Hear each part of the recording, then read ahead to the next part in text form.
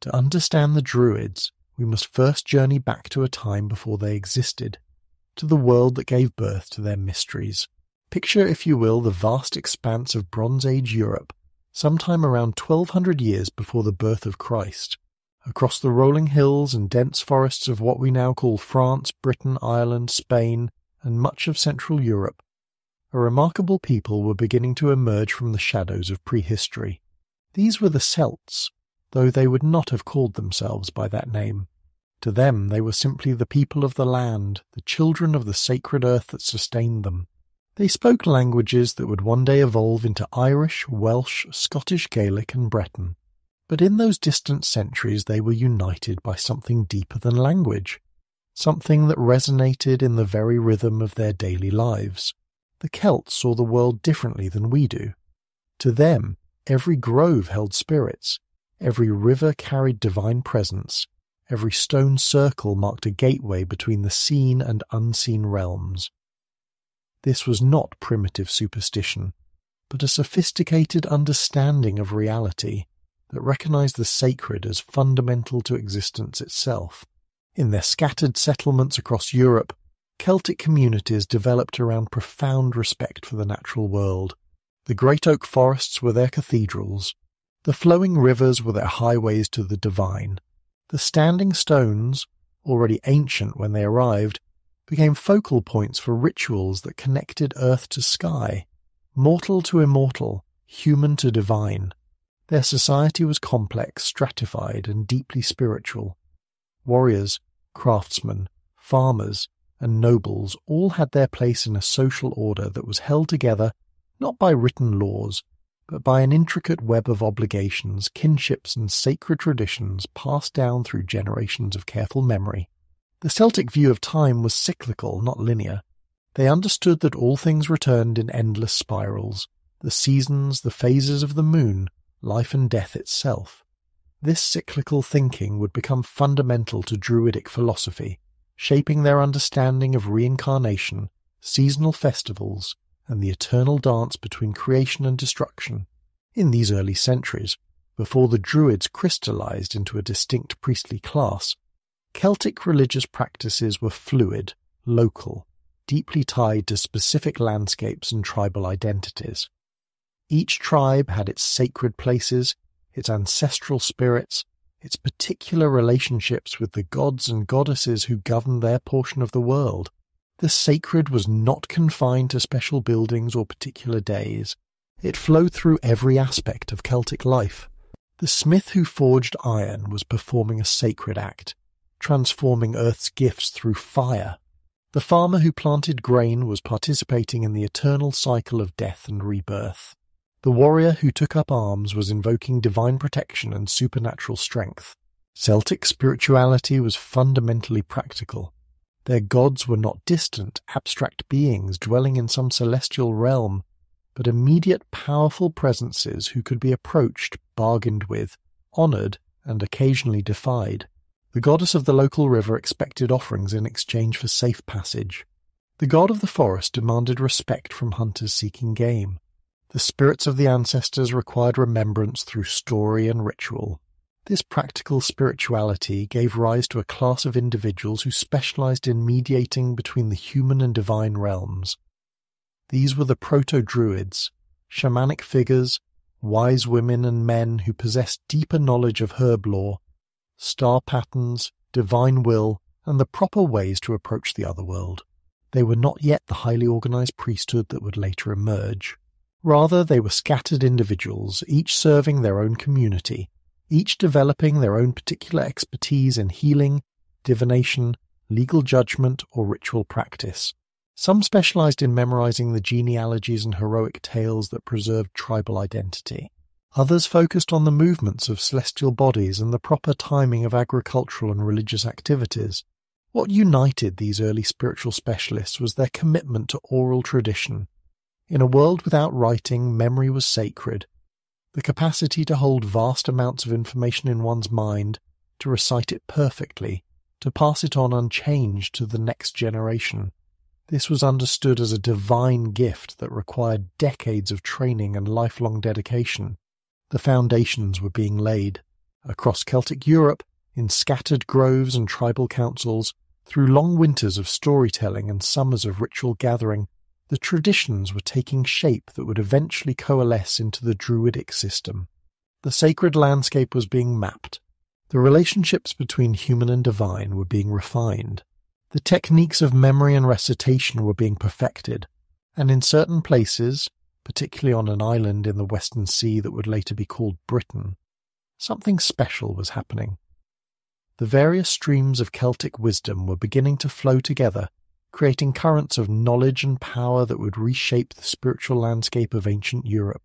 From the scattered seeds of Celtic spirituality, something extraordinary began to grow.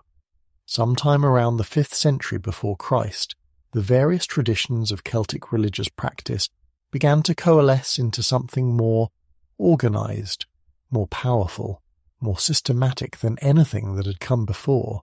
The Druids were being born. This birth was not sudden, nor was it uniform across Celtic lands. Rather, like the slow growth of an ancient oak, Druidism emerged gradually, drawing nutrients from deep roots while reaching toward light and greater understanding. Archaeological evidence suggests that by the 4th and 3rd centuries BCE, a recognizable Druidic culture had established itself across Gaul, Britain, and Ireland. The sacred sites tell part of this story. At Stonehenge, already ancient beyond memory, new phases of construction and ritual activity suggest the influence of organized priestly knowledge. The Great Stone Circle was being used in increasingly sophisticated ways, its astronomical alignments employed for complex calculations of time and season.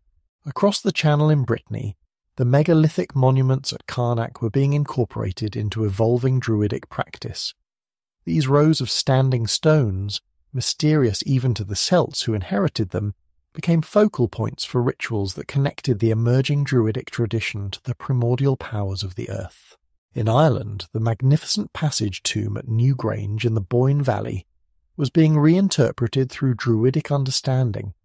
Its precise orientation to capture the winter solstice sunrise became part of a broader astronomical knowledge that would distinguish the Druids as masters of celestial wisdom. These sites were not merely religious monuments. They were universities, libraries, laboratories, where generations of Druids developed their understanding of natural law, divine will, and human destiny. Around these ancient stones, the scattered traditions of Celtic spirituality were being forged into something unprecedented, a unified system of knowledge that would dominate the spiritual landscape of Iron Age Europe. The evolution from tribal shamans to organized priesthood was driven by necessity as much as inspiration. Celtic society was becoming more complex, more interconnected, more politically sophisticated. Individual tribal wisdom keepers were no longer sufficient to meet the growing need for legal arbitration, religious guidance, and cultural preservation. What emerged was a tripartite structure that would define Druidism for centuries to come. At the apex were the Druids proper, the priests, judges, and teachers who held supreme authority in matters both sacred and secular. They were the keepers of law, the arbiters of disputes, the guardians of cosmic order. Beneath them were the bards, the master poets and storytellers who preserved the cultural memory of the Celtic peoples. Through song and story, through carefully memorized genealogies and heroic tales, the bards maintained the living connection between past and present, between the deeds of heroes and the aspirations of their descendants. Finally, there were the Ovates, the diviners and prophets who specialized in reading the signs and omens that revealed divine will. They studied the flight of birds, the patterns of clouds, the shapes formed by spilled grain or scattered bones. Through their arts, the invisible world of spirit was made manifest in the physical realm. This threefold division reflected deep Indo-European traditions that connected the Celtic Druids to priestly classes across the ancient world. Like the Brahmins of India, the Flamekeepers of Persia, and the mystery priests of Greece and Rome, the Druids represented a particular manifestation of an ancient, widespread understanding of how spiritual authority should be organized and maintained. But the Druids were unique in significant ways. Their power was not confined to purely religious matters. They served as judges in legal disputes, even those involving kings and nobles. They controlled education, determining what knowledge would be preserved and how it would be transmitted. They held the authority to excommunicate individuals from Celtic society, a punishment so severe that it was feared more than death itself. Their training was legendary in its rigor and duration. Young candidates for Druidic knowledge began their studies in childhood and did not complete them until middle age. 20 years of intensive memorization, philosophical instruction, practical training in law and medicine, astronomical observation, and spiritual discipline shaped each generation of Druids. During these long years of preparation, students learned to hold vast amounts of information in perfect mental order. They memorized legal precedents and religious formulas, mythological cycles and genealogical records, healing techniques and astronomical calculations. By the time they completed their training, each Druid carried within his memory the equivalent of a great library. The decision to maintain oral rather than written tradition was not born of ignorance. The Druids were well aware of writing systems used by other peoples, but they understood that written knowledge was static, vulnerable to loss or corruption.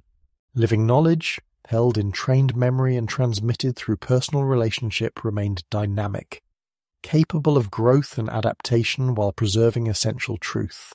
This commitment to oral tradition had profound implications.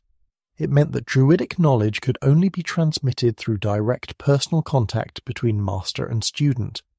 It could not be stolen by enemies or corrupted by casual scribes. It remained forever linked to the living community that preserved and transmitted it. As Druidic tradition crystallized across Celtic Europe, certain centers began to emerge as particularly significant. But among all these sacred places, one would rise to supreme importance, becoming the Harvard and Vatican of the ancient Celtic world combined. That place was the island of Anglesey, known to the Celts as Mona, lying off the coast of what we now call Wales. Britain was different. Even in an age when the entire Celtic world pulsed with spiritual power, when sacred groves dotted the landscape from Ireland to Asia Minor, Britain possessed a quality that set it apart from all other lands. Perhaps it was the island's position at the edge of the known world, where the great western ocean stretched away toward mystery and legend. Perhaps it was the unusual concentration of ancient monuments, stone circles, burial mounds, earthworks of incredible age and sophistication. Or perhaps it was something subtler, harder to define, a quality of the light or the rhythm of the seasons that made the barriers between worlds more permeable here than elsewhere. Whatever the reason, by the 2nd century before Christ, Britain had become acknowledged throughout the Celtic world as the supreme centre of Druidic learning. Students travelled from Gaul, from Spain, from the far reaches of the Celtic realm to study in the sacred schools of Britain. And at the heart of this island of knowledge lay Anglesey, Mona, the Mother Isle, the holiest place in the entire Druidic world. Mona was perfectly positioned for its sacred role. Separated from the mainland of Wales by the narrow waters of the Menai Strait, it possessed the isolation necessary for deep study while remaining accessible to pilgrims and students from across Celtic Europe. The island's landscape seemed designed by divine intention for its spiritual purpose. Sacred springs bubbled from the earth, ancient groves of oak and ash provided natural temples. Stone circles and burial mounds from earlier ages were integrated into an expanding complex of sacred sites. Here, on this windswept island where the Irish Sea met the coast of Wales, the greatest Druidic colleges flourished. These were not simple schools as we might understand them, but comprehensive institutions that combined the functions of university, monastery, law court, hospital and astronomical observatory. The greatest minds of Celtic Europe gathered here to preserve, expand and transmit the accumulated wisdom of their civilization. The organization of these colleges reflected the sophisticated nature of Druidic education. Students were divided into classes based on their stage of advancement and their particular area of specialization. Novices spent their first years in basic training, learning to read the natural signs that revealed divine will, mastering the fundamental techniques of memory that would allow them to absorb vast amounts of information, developing the physical and spiritual discipline necessary for advanced study.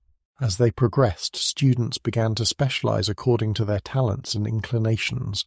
Some focused on legal studies, learning the intricate web of precedents and principles that governed Celtic society. Others devoted themselves to astronomy, mapping the movements of celestial bodies and understanding their influence on earthly affairs. Still others specialized in medicine, herb lore, or the various forms of divination that allowed glimpses into future events. But regardless of their specialization, all Druids received comprehensive training in the core curriculum that defined their tradition. They learned the mythological cycles that preserved the religious and historical memory of their people. They memorized the genealogies that established the legitimacy of rulers and the relationships between tribes. They mastered the complex body of law that regulated everything from property disputes to criminal justice to international relations between Celtic kingdoms. Most importantly, they underwent the spiritual transformation that would allow them to serve as intermediaries between human and divine realms. This was not merely a matter of learning techniques or memorizing formulas. It required a fundamental reordering of consciousness, an expansion of awareness that would enable them to perceive realities invisible to ordinary perception. The training was notoriously rigorous. Students rose before dawn for meditation and astronomical observation. They spent long hours in memorization exercises, learning to hold vast amounts of information in perfect mental order. They practiced divination, healing, and ritual until these activities became second nature. They debated points of law and philosophy, sharpening their minds through intellectual combat. Physical training was equally demanding. Druids needed to possess extraordinary stamina and endurance.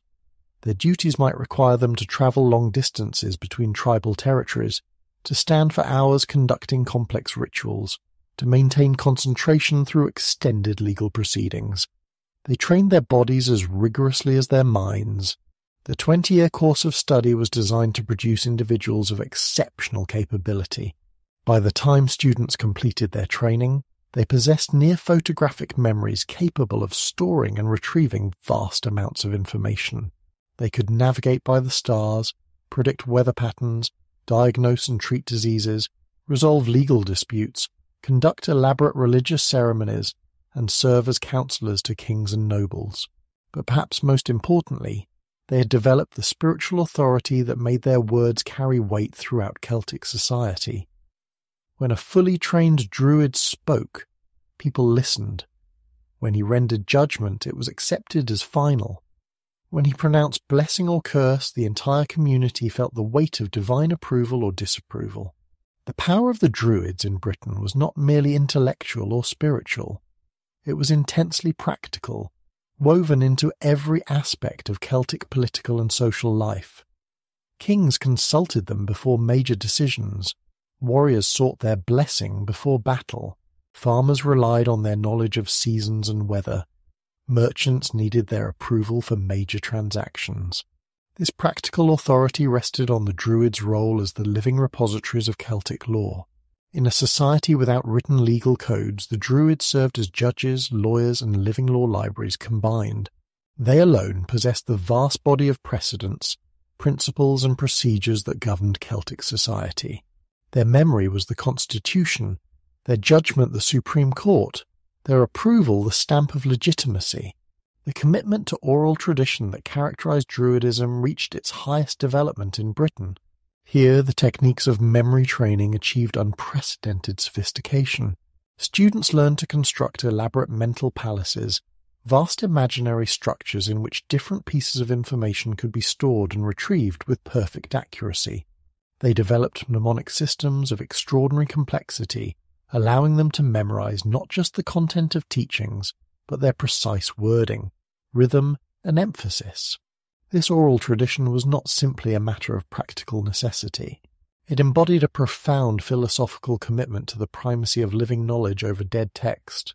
Written words, the Druids understood, were vulnerable to misinterpretation, corruption, and loss, but knowledge held in trained memory remained alive, capable of growth and adaptation while preserving essential truth.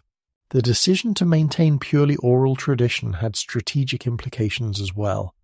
It meant that Druidic knowledge could not be captured by enemies or studied by the uninitiated.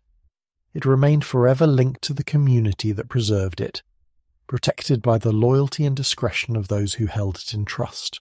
As the 1st century before Christ approached its end, the sacred colleges of Mona represented the pinnacle of Celtic achievement. Here, in the oak groves and stone circles of the Holy Isle, the accumulated wisdom of a civilization reached its fullest expression. Students from across the Celtic world gathered to drink from these fountains of knowledge, carrying what they learned back to their own peoples, and preserving the unity of Celtic culture across vast distances. But even as the Druids of Mona perfected their ancient wisdom, forces were stirring that would challenge everything they represented. Across the narrow waters that separated Britain from the continent, Roman legions were advancing through Gaul, bringing with them a very different vision of how the world should be organized. The collision between these two civilizations, one based on written law and military force, the other on oral tradition and spiritual authority, would reshape the history of Western Europe. To understand the power that would soon face Roman steel, we must first enter the sacred worldview that shaped every thought and action of the Druids. For theirs was not merely a religion in the sense we might understand it today, a set of beliefs held alongside secular concerns. Druidism was a complete vision of reality, a map of existence that guided everything from the planting of crops to the conduct of war, from the judgment of criminals to the celebration of marriage. The Druids perceived the universe as a living whole, organized into 3 interconnected realms that interpenetrated each other in endless dynamic relationship. These were not separate places, but different dimensions of a single sacred reality. The first realm was the land, not merely the physical earth beneath their feet, but the entire material dimension of existence. Here dwelt humans and animals, plants and stones, rivers and mountains. But even this seemingly solid realm pulsed with spiritual energy. Every grove held its own divinity, every spring carried messages from the other world, every standing stone marked a point where different dimensions touched. Above the land stretched the sea, but this was not simply the waters that surrounded their islands. The sea represented the realm of flowing, changing, liquid existence. Here lived the emotions and passions that moved through human hearts like tides. Here dwelt the spirits of weather and storm, the powers that brought rain to nourish crops or floods to destroy them. The sea was the dimension of transformation, of movement between states of being, and encompassing both land and sea was the sky, the realm of pure spirit, of divine consciousness, of eternal principles that governed all existence. From the sky came the light that illuminated both inner and outer worlds. In the sky dwelt the greatest gods and goddesses, the archetypal powers that shaped destiny itself. But these 3 realms were not arranged in simple hierarchy. They existed in constant relationship, each influencing the others, each containing aspects of the others within itself. A druid standing in a sacred grove was simultaneously present in all 3 realms, his feet firmly planted in the land, his heart moved by the flowing energies of the sea, his consciousness open to the eternal wisdom of the sky. This understanding gave rise to the most distinctive aspect of Celtic spirituality, the otherworld. To the Druids, the visible world was but half of reality. Parallel to every physical location existed its otherworldly counterpart, often more beautiful, more terrible, more real than anything ordinary perception could grasp. These otherworldly realms were not distant places but present here and now, separated from everyday awareness by barriers as thin as morning mist. The relationship between this world and the other world was complex and dynamic. At certain times and places the barriers weakened, allowing passage between dimensions. Sacred sites were permanent doorways where skilled druids could journey into otherworldly realms. But there were also temporal gateways, specific moments in the turning of seasons when all boundaries became permeable and the spirits of the otherworld walked among the living. This cyclical understanding of time was fundamental to Druidic cosmology. Unlike the linear progression that would later characterize Christian and secular thinking, Celtic time moved in great wheels, vast spirals that brought all things back to their beginning, while carrying them forward to new possibilities. Nothing was ever truly lost because everything returned in endless cycles of manifestation and dissolution, death and rebirth. The sacred calendar that emerged from this understanding became one of Druidism's greatest achievements. Based on precise astronomical observations, it mapped the rhythm of cosmic energies as they flowed through the turning year. 4 great festivals marked the cardinal points of this sacred year, each celebrating a different aspect of the eternal cycle. Samhain, celebrated as the year died and winter began, was the most potent of these festivals. During the dark nights around what we now call Halloween, the barriers between worlds dissolved almost entirely. The ancestors returned to visit their descendants. The future revealed itself through dreams and omens. The otherworld pressed close to ordinary reality, offering both blessing and danger to those who knew how to navigate its currents.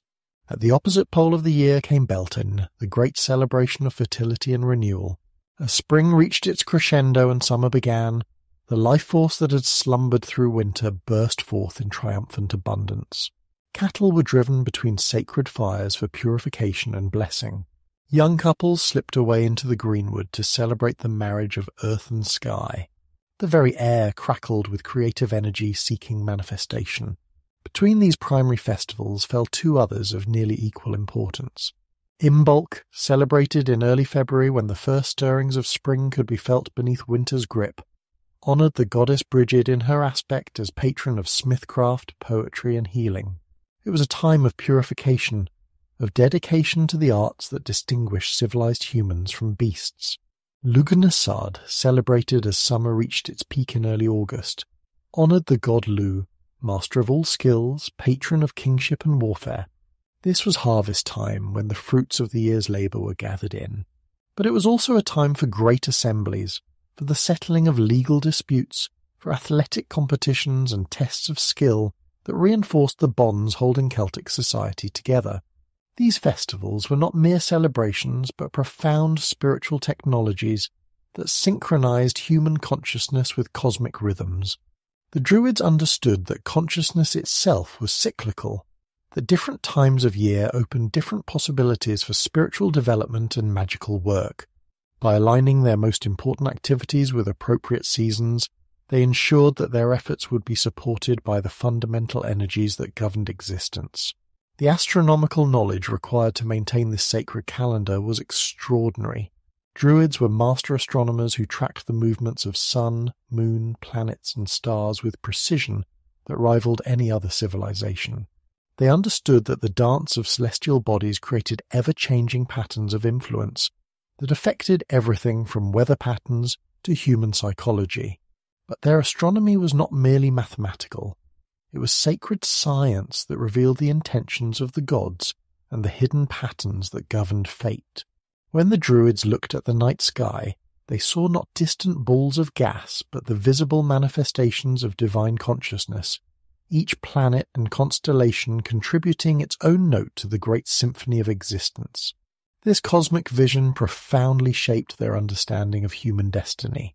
Death to the Druids was not an ending but a transformation, no more final than winter's apparent death that inevitably gave way to spring's renewal.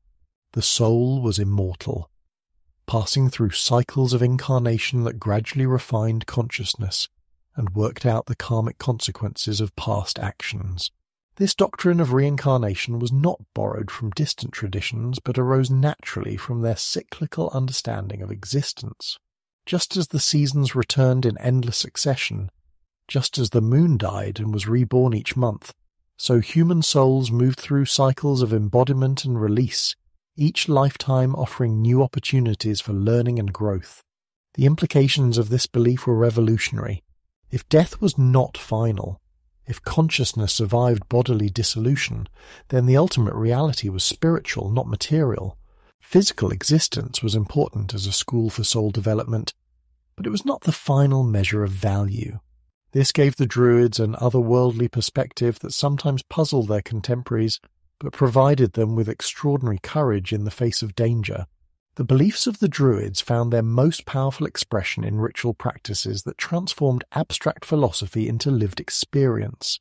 Every sacred action, from the simplest blessing to the most elaborate ceremony, was designed to strengthen the connection between human consciousness and divine reality, to align the community with cosmic rhythms, and to channel spiritual forces for healing, protection, and guidance. At the heart of Druidic practice lay the Nemeton, the sacred grove that served as temple, courtroom, school, and gateway to the otherworld. These were not randomly chosen woodland clearings, but carefully selected spaces where the barriers between dimensions grew thin, where ancient trees had absorbed generations of prayer and offering, where the very earth pulsed with accumulated spiritual energy. Each Nemeton was unique, shaped by its particular landscape and the needs of the community it served. Some were natural amphitheatres formed by circles of ancient oaks, their canopy creating a living cathedral where filtered sunlight painted ever-changing patterns on the forest floor.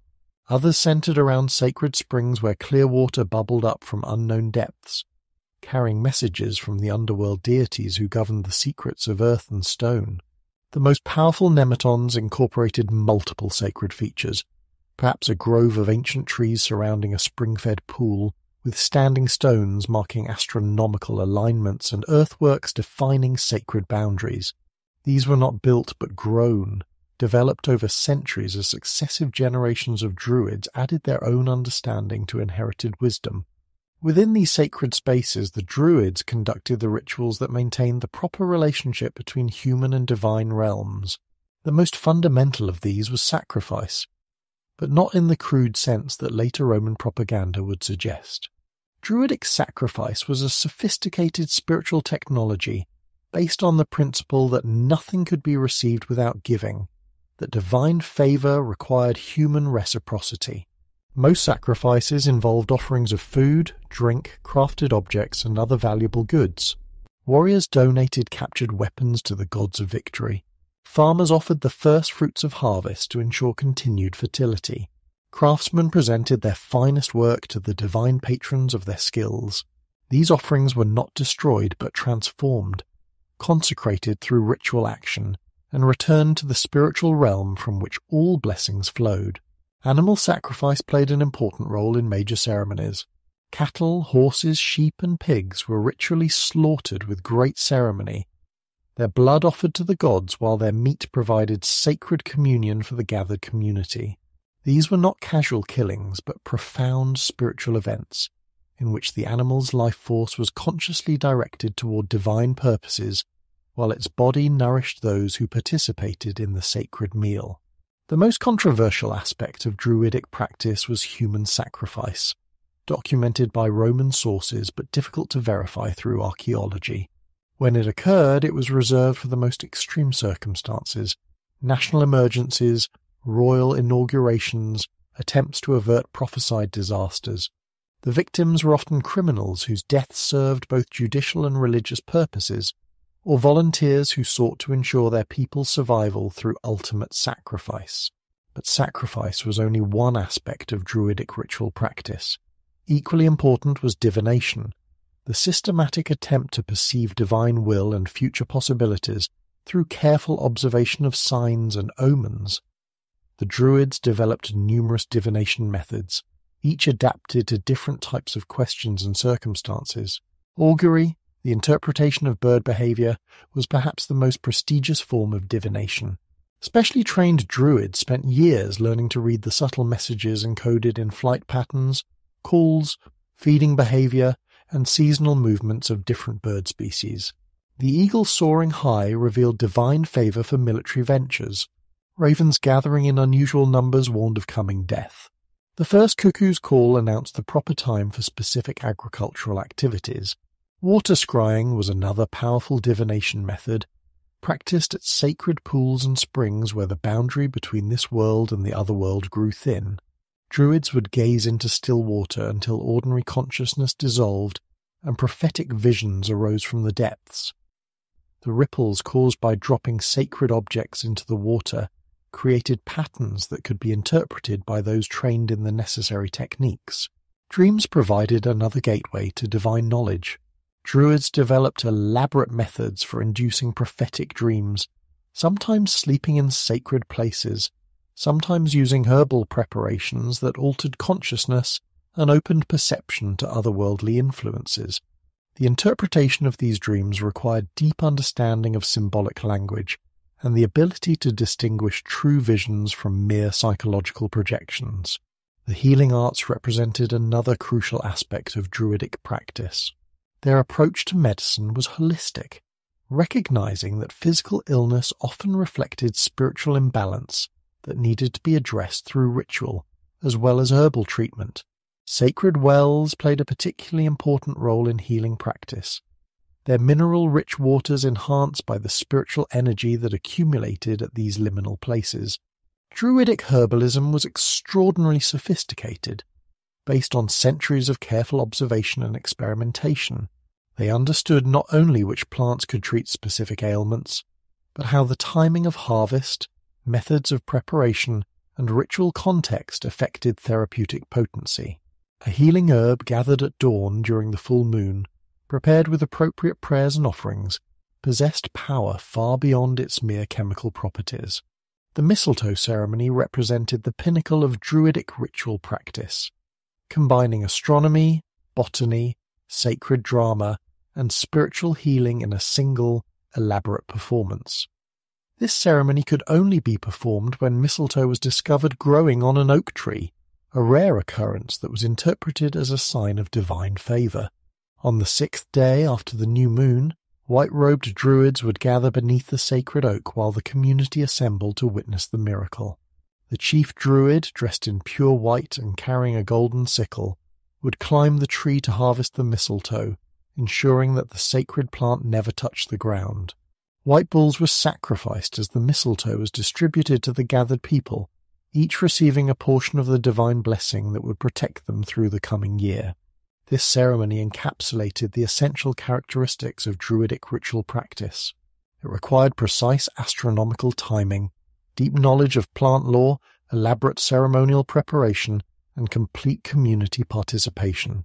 It connected earthly actions with cosmic forces, transformed ordinary substances into sacred medicine, and strengthened the bonds that held Celtic society together. Through all these practices ran the understanding that ritual was not mere symbolism but effective action, that produced real results in both spiritual and material realms. When Druids performed their ceremonies, they were not simply expressing beliefs or maintaining traditions. They were working with fundamental forces of existence, channeling divine energy towards specific purposes, maintaining the cosmic balance upon which all life depended. The spiritual authority of the Druids was matched by their temporal power as the supreme legal authority throughout Celtic Europe. In societies that had never developed written law codes, the Druids served as living constitutions, their trained memories holding the vast body of precedents, principles, and procedures that governed everything from property rights to international relations between tribal kingdoms. This legal authority transcended tribal boundaries in ways that no other institution could match. While kings ruled specific territories and warriors commanded particular warbands, the Druids moved freely throughout the Celtic world, their judgment recognized and respected from Ireland to Asia Minor. A dispute that could not be resolved within tribal boundaries could be brought before the Druidic courts, whose decisions carried the weight of divine sanction. The foundation of Druidic legal authority lay in their role as intermediaries between human and divine realms. Celtic law was not understood as human invention, but as divine revelation, cosmic principles that governed the proper ordering of society in harmony with universal justice. When Druids rendered legal judgments, they were not imposing personal opinions, but interpreting eternal law as it applied to specific circumstances. This understanding gave Druidic legal decisions an authority that secular judgments could never possess. To defy a Druidic ruling was to rebel against divine order itself, to invite cosmic retribution that would inevitably restore balance through suffering and loss. The practical result was a legal system that commanded universal respect despite having no police force, no prisons, no apparatus of physical coercion. The great annual assemblies where major legal business was conducted were among the most impressive institutions of Celtic civilization. These gatherings, timed to coincide with important seasonal festivals, drew people from vast distances to witness the resolution of disputes that affected entire regions. The largest assemblies might attract thousands of participants, litigants and witnesses, merchants and craftsmen, bards and storytellers, kings and nobles seeking guidance on matters of policy. The assembly site itself was sacred space, carefully chosen for its spiritual significance and practical advantages. Often located at ancient burial grounds or stone circles where the presence of ancestors could be invoked to witness proceedings, these sites were neutral ground where traditional enemies could meet safely under Druidic protection. Elaborate ritual preparations purified the space and invoked divine blessing on the legal proceedings to follow. The Druids who presided over these assemblies possessed extraordinary qualifications. They had memorized not only the fundamental principles of Celtic law, but thousands of specific precedents showing how those principles had been applied in past cases. They understood the complex web of kinship relationships, tribal obligations, and property rights that structured Celtic society. They could trace genealogies back through generations, establishing legitimate claims and exposing fraudulent pretensions. Most importantly, they possessed the spiritual discernment necessary to perceive truth through the conflicting claims and testimony that characterized complex legal disputes. Through ritual preparation and divine inspiration, they could see beyond surface appearances to the underlying realities that determined justice. Their decisions were respected not only for their legal expertise, but for their spiritual insight. The range of cases brought before Druidic courts was extraordinarily broad. Property disputes over land boundaries, inheritance rights, and cattle ownership formed a large portion of the caseload. Marriage and divorce cases required careful attention to kinship relationships and genealogical records. Criminal matters involving theft, assault, and murder demanded not only punishment of wrongdoers, but restoration of cosmic balance through appropriate compensation. Commercial disputes reflected the increasingly complex economic relationships that characterized later Celtic society. Trade agreements, debt obligations, craftsmen's contracts, and partnership arrangements all fell under Druidic jurisdiction. The Druids developed sophisticated legal concepts to deal with these commercial relationships while maintaining the fundamental principle that all law must serve the greater harmony of the community. International relations between Celtic tribes were perhaps the most challenging area of Druidic jurisprudence. Territorial disputes, treaty violations, questions of tribute and alliance, and the complex negotiations required to maintain peace between potentially hostile neighbours all required the kind of authority that transcended local loyalties. Only the Druids possessed the necessary prestige and impartiality to serve as effective arbitrators in these matters. The most severe punishment available to Druidic courts was not death, but excommunication, expulsion from the spiritual and social community that gave life meaning. The excommunicated individual became a non-person, invisible to former friends and family, excluded from all religious ceremonies, cut off from the web of reciprocal obligations that structured Celtic society. Unable to participate in markets, assemblies, or festivals, the excommunicated person faced a living death that was considered worse than physical execution. This punishment was so dreaded that its mere threat was usually sufficient to enforce compliance with Druidic judgments. Even powerful kings and nobles feared excommunication more than military defeat, understanding that their authority ultimately depended on divine sanction channeled through Druidic approval. The occasional use of excommunication served to remind everyone that spiritual authority was superior to temporal power. The preservation of legal knowledge through oral tradition represented one of the greatest intellectual achievements of Celtic civilization. Without written codes or precedent books, the Druids maintained a complex legal system whose sophistication rivaled anything found in contemporary Mediterranean civilizations. Their trained memories held not only the rules themselves but the reasoning behind them, the historical circumstances that had shaped their development, and the practical wisdom necessary for their effective application. This oral legal tradition possessed certain advantages over written law. It remained flexible, capable of adaptation to changing circumstances while preserving fundamental principles. It was personal, transmitted through the intimate relationship between master and student rather than through impersonal text. It was protected from corruption or misinterpretation by the rigorous training that ensured accurate transmission from generation to generation. But oral tradition also imposed severe limitations. Legal knowledge remained confined to the Druidic class, inaccessible to those who might challenge or reform it. The system depended entirely on the continued existence of trained specialists who could preserve and transmit the tradition. Most crucially, it was vulnerable to disruption by external forces that might destroy the communities and institutions that maintained it.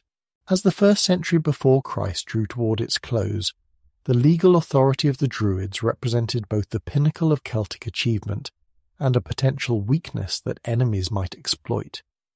The same spiritual authority that gave their judgment such power also made them symbols of everything that distinguished Celtic civilization from Roman order. The collision that was approaching would test whether oral tradition and spiritual authority could survive contact with written law backed by military force. In an age before libraries, before universities, before the vast apparatus of written scholarship that we take for granted, the Druids served as the living repositories of Celtic civilization.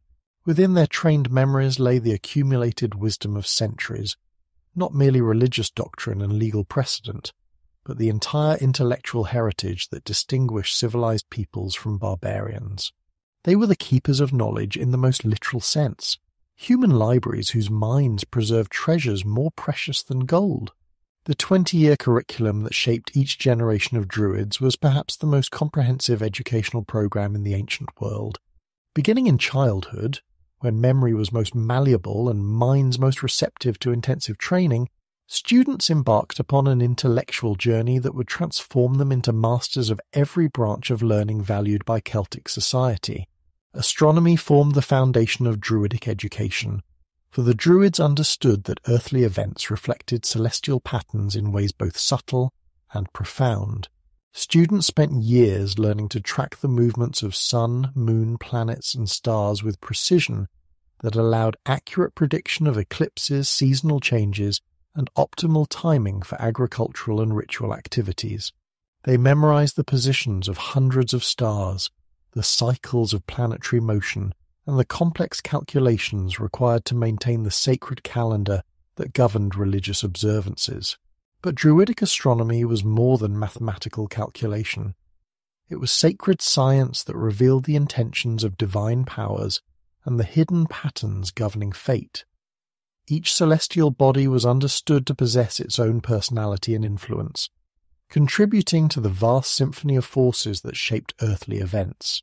Students learned to read this cosmic language, interpreting the messages written in starlight for those who possessed the knowledge to decipher them. Mathematics naturally accompanied astronomical study, for the precise calculations required to track celestial movements demanded sophisticated numerical skills. The Druids developed mathematical concepts and techniques that rivaled those found in any contemporary civilization. They understood geometric principles that allowed them to design stone circles with perfect astronomical alignments. They worked with complex numerical relationships that encoded profound insights about the structure of reality itself. Natural philosophy, what we might call science, formed another crucial component of Druidic learning. Students spent years observing and cataloguing the properties of plants, minerals, animals, and natural phenomena. They learned which herbs could heal specific ailments, how different stones could be used in ritual and practical applications, what the behavior of animals revealed about weather patterns and seasonal changes. This knowledge was not merely empirical but deeply spiritual, for the Druids understood that everything in nature possessed both physical and metaphysical properties. A healing herb was valuable not only for its chemical constituents, but for its spiritual essence, its connection to particular deities, its resonance with cosmic forces. Effective use of natural substances required understanding both their material and spiritual dimensions. The study of genealogy occupied a central place in Druidic education, for Celtic society was organized around kinship relationships that extended back through generations to mythical ancestors and divine progenitors.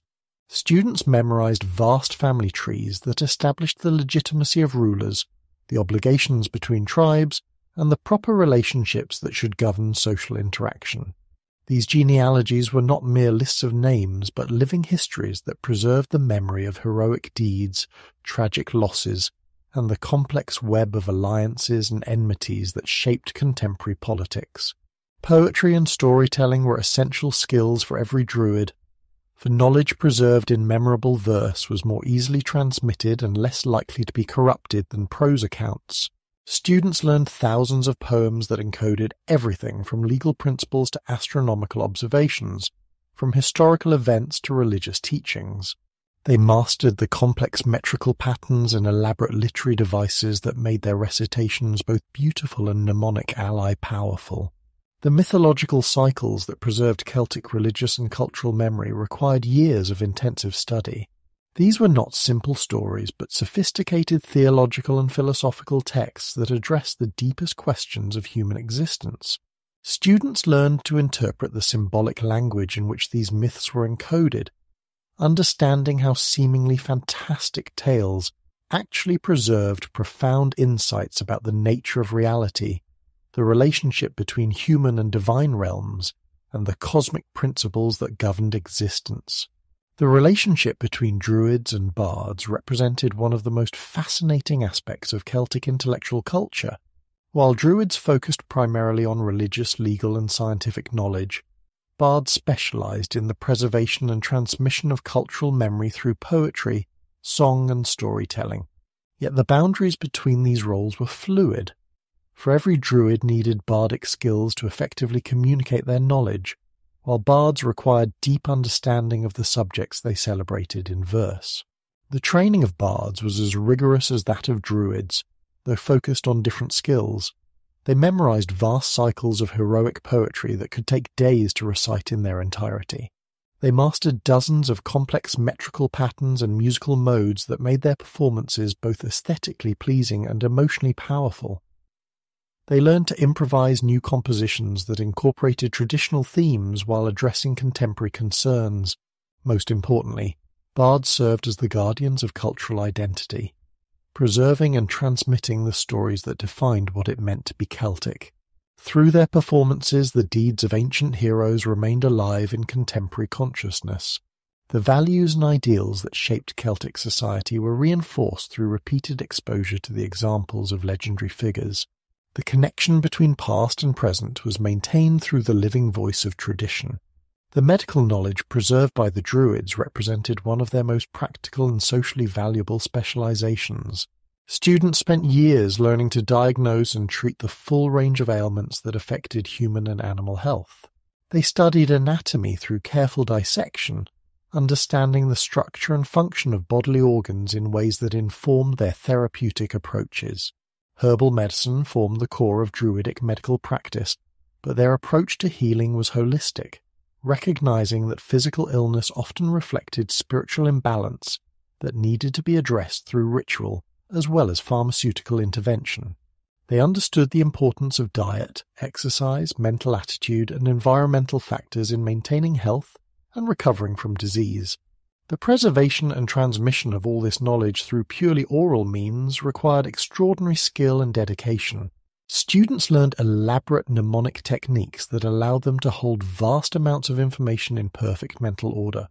They practiced daily recitation exercises that maintained the accuracy of their memory and prevented the gradual corruption that threatens all oral tradition. The relationship between teacher and student was intensely personal, characterized by deep mutual respect and lifelong bonds of loyalty. Knowledge was not simply transferred but carefully cultivated, adapted to the particular gifts and limitations of each individual student. The master served not only as instructor but as spiritual guide, helping students develop the wisdom and judgment necessary to use their learning responsibly.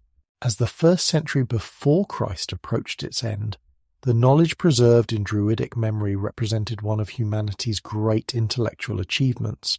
In the sacred colleges of Britain and the forest schools of Gaul, the accumulated wisdom of centuries was being carefully maintained and transmitted to new generations of students. But this vast treasure of knowledge was also terribly vulnerable, dependent entirely on the continued existence of the communities and institutions that sustained it.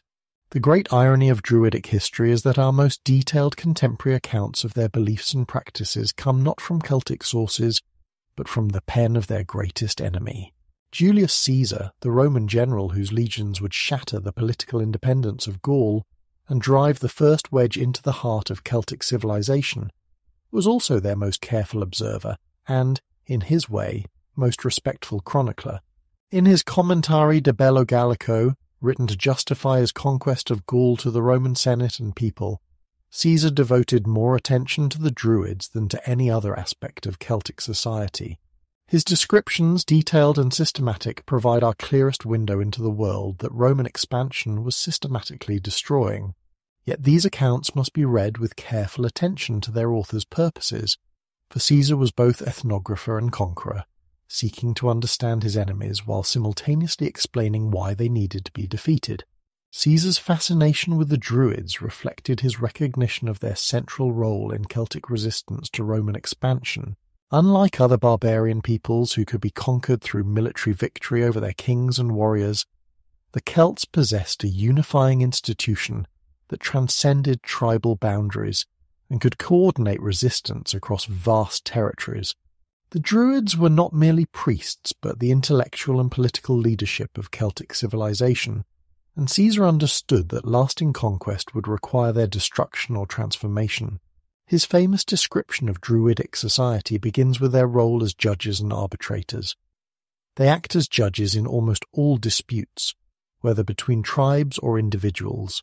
When a crime is committed, when a murder takes place, when there is a dispute about inheritance or boundaries, they give judgment and decide on the punishment or compensation. Caesar recognized that Druidic legal authority provided the framework that held Celtic society together, creating bonds of obligation and justice that extended far beyond kinship or tribal loyalty. But Caesar was equally interested in their educational system, describing with evident admiration the 20-year curriculum that produced men of extraordinary learning. They commit to memory immense amounts of poetry, and some continue their studies for 20 years. They consider it improper to commit their teachings to writing, though for most other purposes, such as public and private accounts, they use Greek letters. This commitment to oral tradition particularly intrigued Caesar, who came from a civilization that increasingly depended on written records for everything from laws to literature. He understood that the Druids' refusal to write down their sacred knowledge was not born of ignorance, but of deliberate policy designed to preserve their monopoly on wisdom and maintain the personal bonds between teacher and student that sustained their authority. Caesar's account of Druidic religious beliefs reveals both genuine insight and the limitations of an outsider's perspective.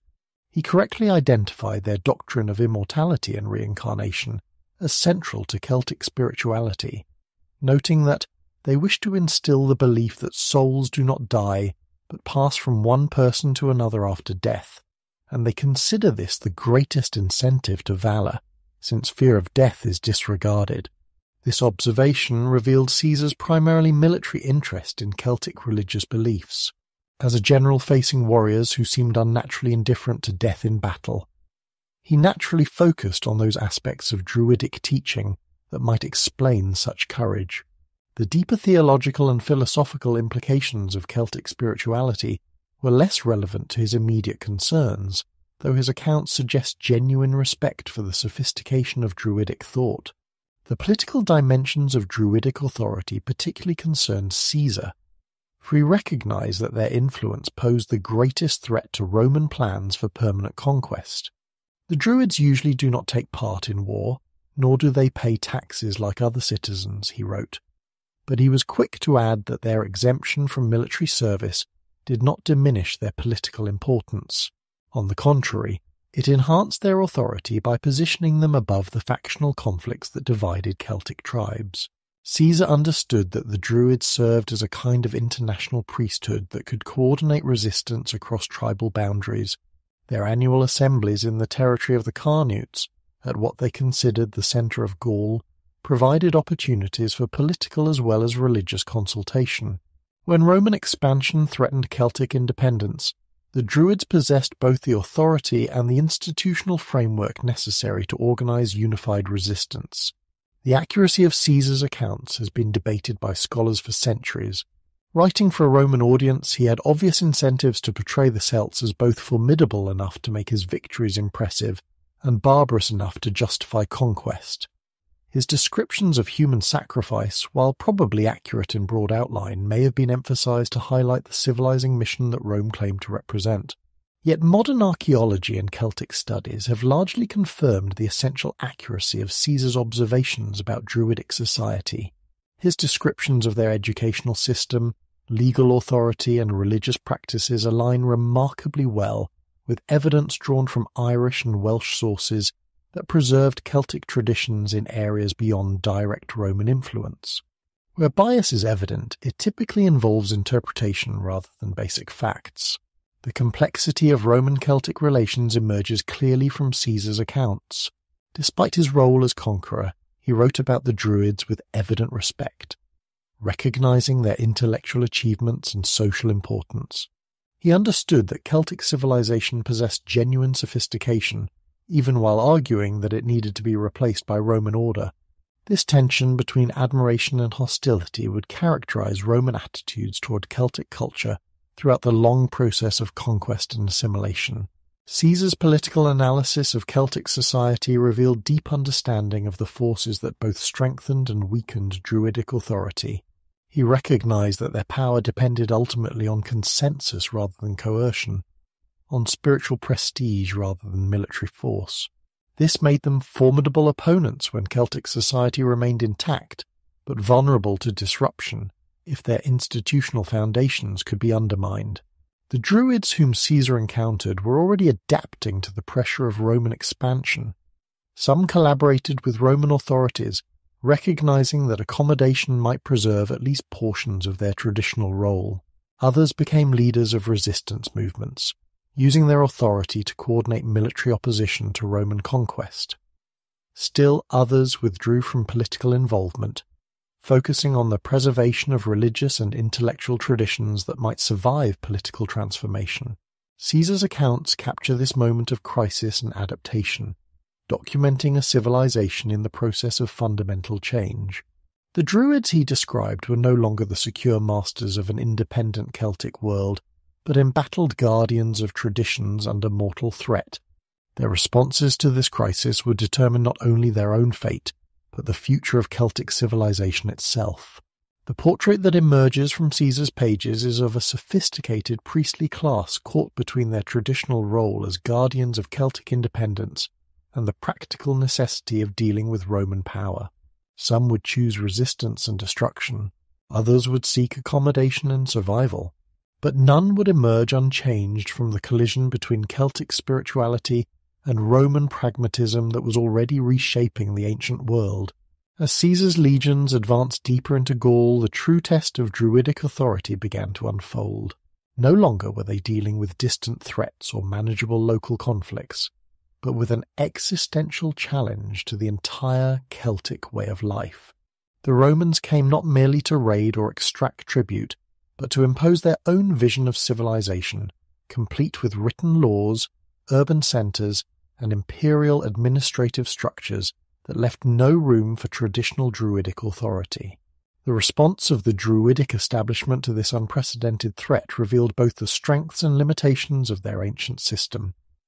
For centuries, they had served as mediators between tribes, their spiritual authority transcending local loyalties to create bonds of common Celtic identity.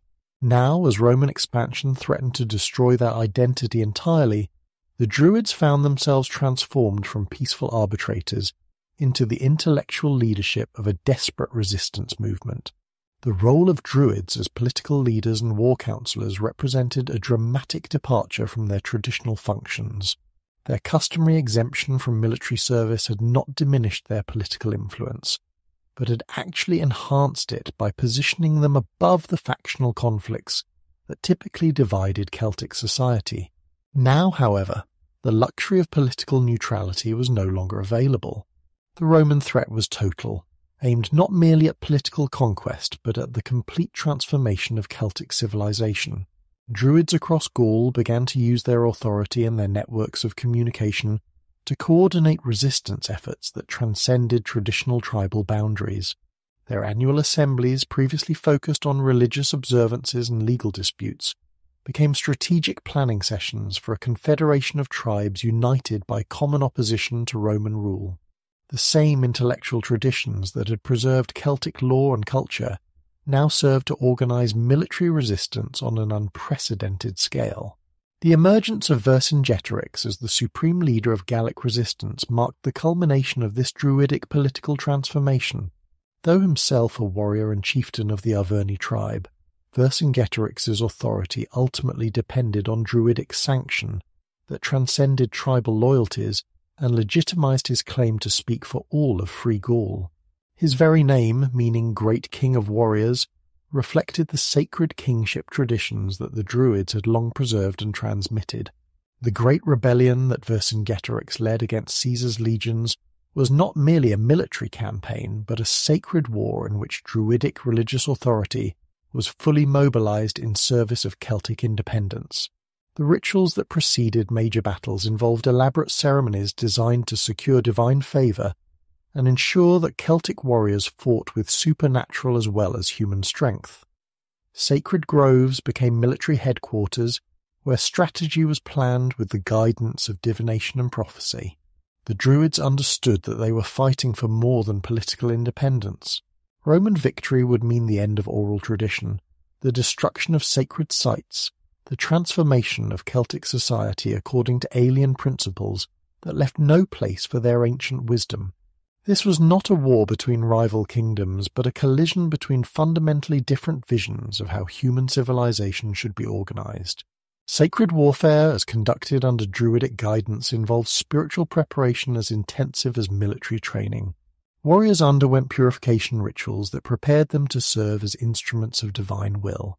Sacred objects, swords blessed in sacred springs, shields decorated with protective symbols, torques that connected their wearers to ancestral power, transformed ordinary soldiers into consecrated champions of the Celtic gods. The psychological dimensions of this sacred warfare were as important as its material aspects. Celtic warriors who believed they fought with divine sanction displayed the kind of fearless courage that repeatedly surprised Roman observers. The Druidic teaching that death was transformation rather than ending eliminated much of the fear that typically weakened military resolve. Warriors who expected to be reborn in the otherworld fought with a reckless bravery that sometimes overcame superior Roman discipline and equipment. But the spiritual weapons that served Celtic resistance so well in individual battles proved inadequate against the systematic military machine that Rome had perfected through centuries of conquest. Caesar's legions were not merely better equipped and trained than Celtic warbands. They represented a different kind of military organization entirely, one based on engineering, logistics, and strategic planning rather than individual heroism and divine favor. The siege of Alesia, where Vercingetorix made his final stand against Caesar's legions, became a tragic symbol of the collision between Celtic spirituality and Roman pragmatism. The great fortress, perched on its unassailable hilltop and defended by the finest warriors of Gaul, should have been impregnable according to traditional Celtic military thinking. But Caesar's engineers surrounded it with elaborate siege works that turned Celtic advantages into fatal weaknesses. As the siege dragged on and starvation began to weaken the defenders, the Druids within Alesia faced the terrible recognition that their spiritual authority could not overcome Roman engineering. The gods who had protected Celtic warriors for centuries seemed powerless against an enemy who fought with mathematics rather than mythology, with careful planning rather than divine inspiration. The fall of Alesia and the capture of Vercingetorix marked more than military defeat. It represented the failure of Druidic political leadership and the beginning of the end for independent Celtic civilization in Gaul. The great confederation that Druidic authority had created dissolved into its component tribes, each seeking separate accommodation with Roman power. The unity that oral tradition and spiritual authority had maintained for centuries could not survive the practical demonstration of Roman superiority. Yet even in defeat, some Druids refused to accept the transformation of their world.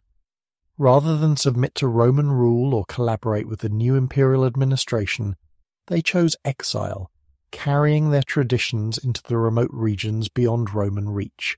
Ireland, still independent and unconquered, became a refuge for Druids who preferred preservation of pure tradition to the compromises required by accommodation with Roman power. Other Druids fled to Britain, where Celtic kingdoms still maintained their independence and traditional society remained intact. Here they found temporary refuge and continued to practice their ancient arts while watching the progressive Romanization of Gaul with growing alarm.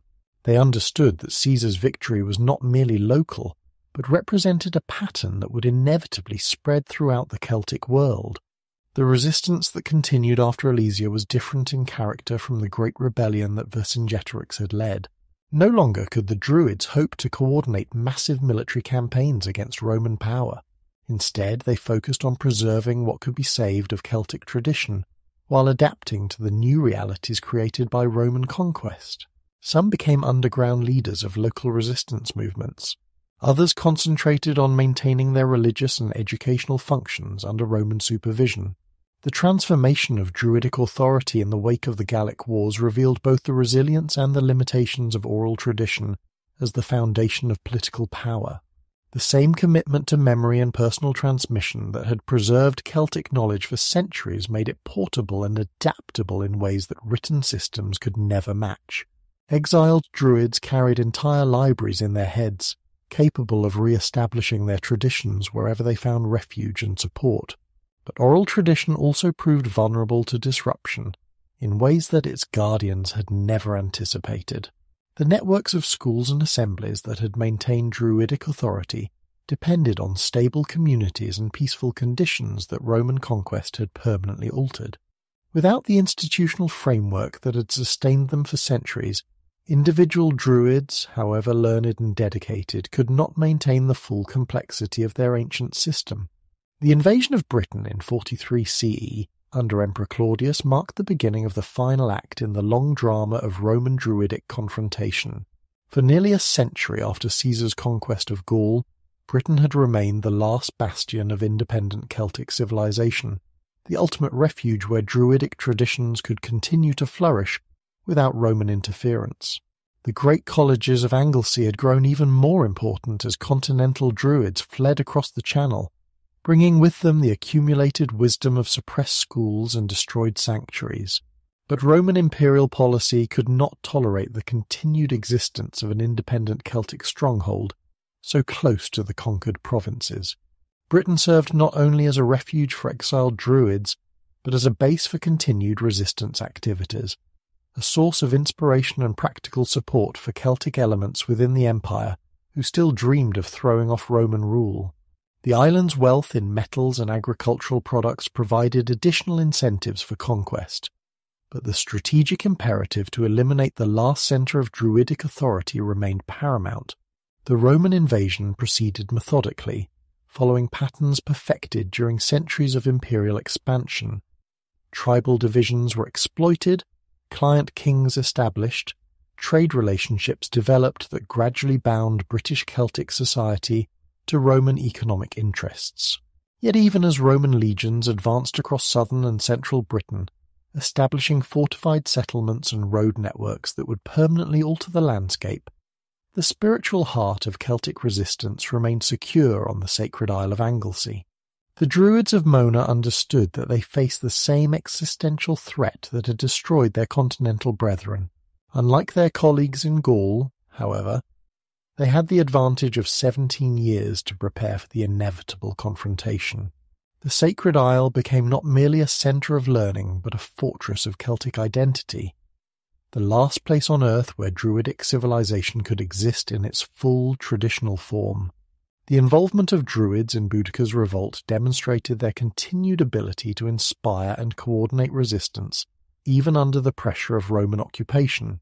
When the widow of the Iceni king Prasutagus was publicly humiliated by Roman officials and her daughters assaulted, the outrage that swept through British Celtic society was channeled and organised by Druidic networks that had survived underground despite official suppression. Boudica herself, though not a Druid, drew legitimacy from Druidic support and used religious as well as political arguments to justify her rebellion. The sacred groves that Roman authorities had tried to destroy became rallying points for insurgent forces. Ancient prophecies were invoked to demonstrate that the gods favoured Celtic victory over Roman oppression. The rebellion that destroyed Londinium and threatened to drive the legions from Britain entirely was as much a holy war as a political uprising. But it was the assault on Anglesey in 60 CE, under the command of Suetonius Paulinus, that represented the climactic moment in the centuries-long struggle between Roman imperial power and Celtic spiritual authority. Tacitus, the greatest of Roman historians, left us an unforgettable account of this confrontation between two fundamentally different civilizations. As the Roman legions approached the shores of Anglesey, they encountered a sight that tested even their legendary discipline. The entire population of the Sacred Isle had gathered on the beaches, warriors in full battle array, women dressed as furies with torches in their hands, and druids with arms raised toward heaven, calling down curses upon the invaders with voices that seemed to channel the fury of offended gods. The troops were at first paralyzed by this strange sight, Tacitus wrote. They stood motionless, as if their limbs were paralyzed, offering themselves as targets to the enemy. Then, encouraged by their general and exhorting each other not to be frightened by this horde of fanatical women and priests, they advanced behind their standards, struck down all who opposed them, and wrapped the enemy in their own flames. The psychological warfare that had served Celtic resistance for centuries proved inadequate against the disciplined professionalism of Roman legions.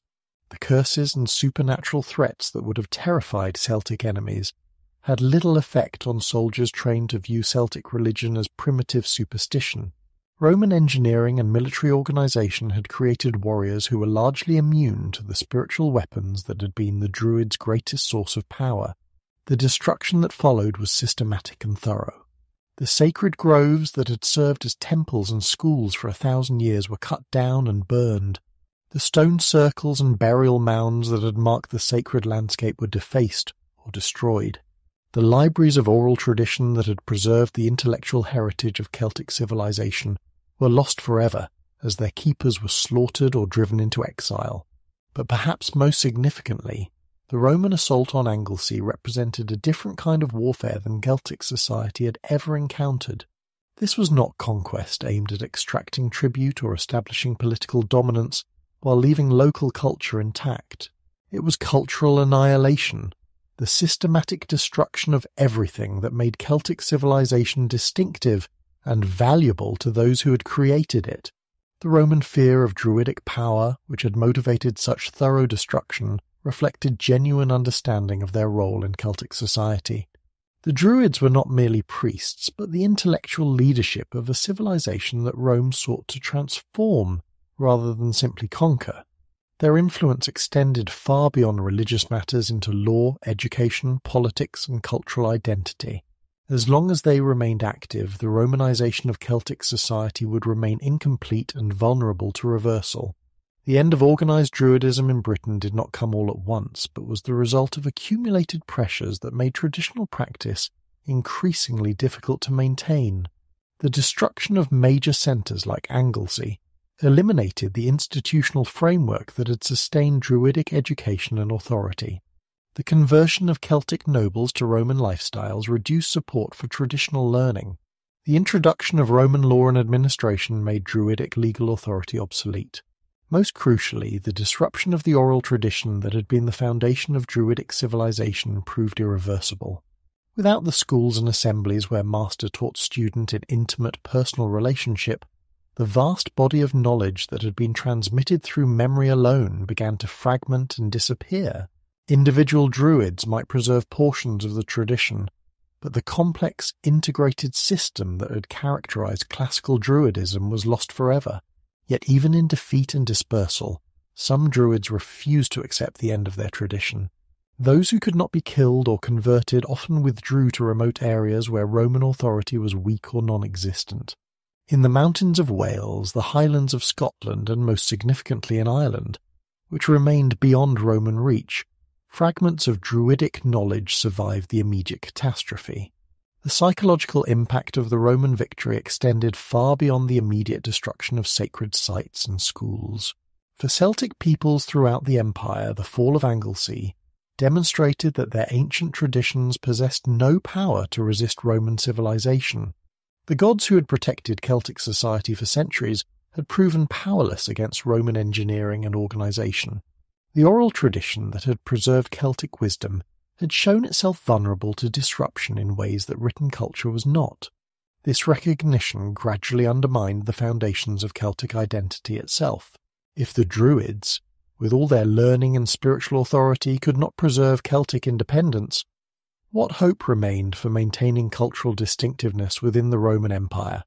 The answer, increasingly, was to embrace Roman civilization as superior to Celtic tradition, to seek advancement through Roman institutions rather than resistance to Roman rule. The conquest of Britain and the destruction of the Druidic colleges thus marked the end of an era in European intellectual history. For the first time in centuries, no institution existed that could preserve and transmit the accumulated wisdom of Celtic civilization in its full original form. The oral tradition that had maintained cultural continuity across vast distances and through many generations of political change had finally encountered a force it could not resist or accommodate. Yet even as the flames of Anglesey died away and Roman eagles cast their shadows over conquered Celtic lands, the spirit that had animated Druidic civilization for 1,000 years did not perish entirely. Like underground streams that flow beneath winter's frozen surface, the traditions that had once commanded the reverence of nations found new channels, adapted to new circumstances, survived in forms both diminished and transformed from their classical glory. Ireland remained the crucial sanctuary, the one Celtic land that Roman legions never reached, where ancient traditions could continue without the devastating disruption that had shattered Druidic institutions elsewhere.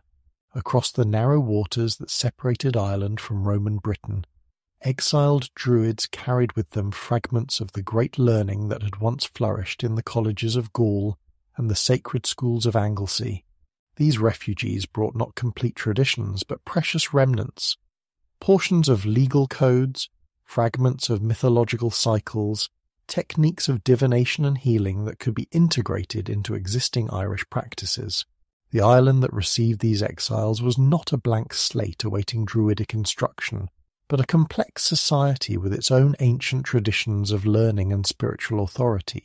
Irish Druids had never achieved quite the same institutional development as their continental brethren, but they possessed deep roots in local soil and intimate knowledge of Irish sacred landscape.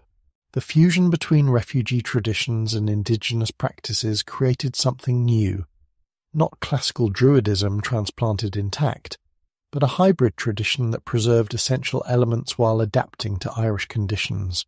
This process of adaptation and syncretism was neither simple nor uniform across the island.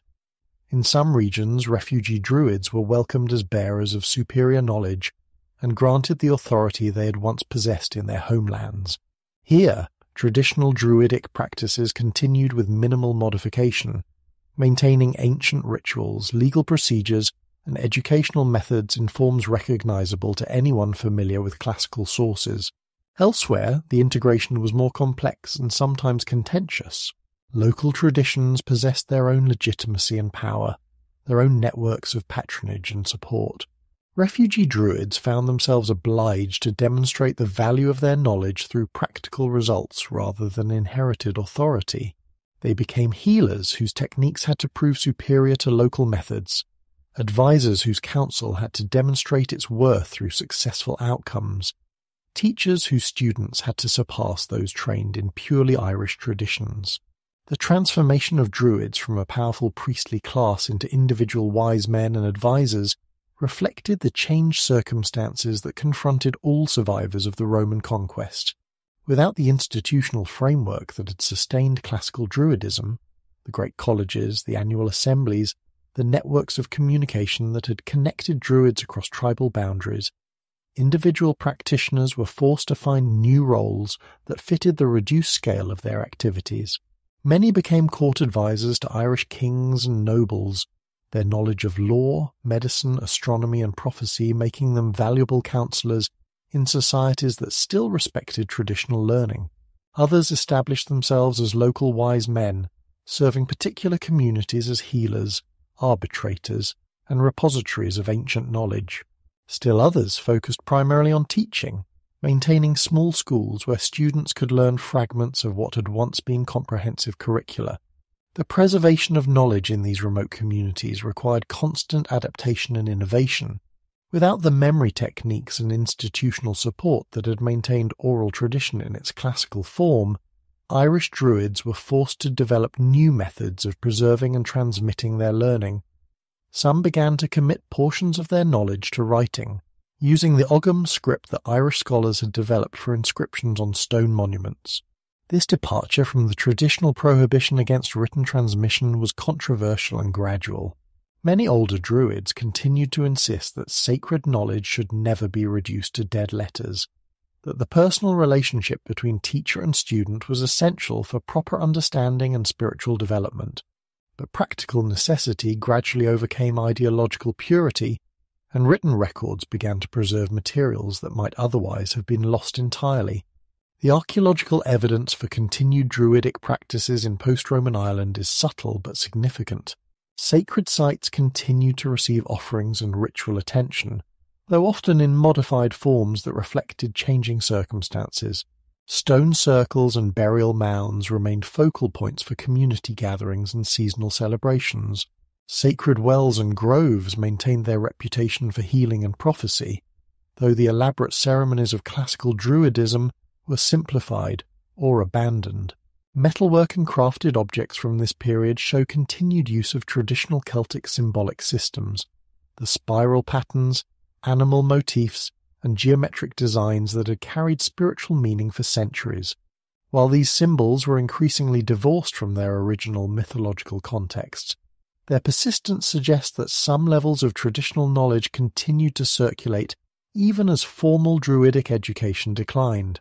The legal traditions that had been central to classical Druidic authority underwent particularly interesting transformation in Ireland. The Brehon law system that governed Irish society for centuries after the Roman conquest contained clear traces of ancient Druidic jurisprudence, but adapted to Irish social conditions and integrated with local customary practices. The professional lawyers who administered this system were clearly the intellectual descendants of Druidic judges, though they operated in a very different institutional context. Irish poetry and storytelling traditions preserved another crucial aspect of Druidic heritage. The elaborate mythological cycles that had encoded religious and historical memory in pre-Christian Celtic society were maintained by professional bards whose training and functions clearly derived from ancient Druidic educational practices. These poets preserved not only the content of ancient traditions, but many of the techniques, complex metrical patterns, mnemonic devices, symbolic language, that had characterized classical Druidic learning. The medical knowledge that had been an important component of Druidic education also survived in modified forms. Irish medical manuscripts from the medieval period preserve herbal remedies, diagnostic techniques, and therapeutic approaches that clearly derive from pre-Christian traditions. The combination of practical medical knowledge with spiritual healing practices, characteristic of Druidic medicine, remained a feature of Irish medical practice long after the formal Druidic institutions had disappeared. Yet this survival came at a cost that would have been painful for the great Druids of classical antiquity to contemplate.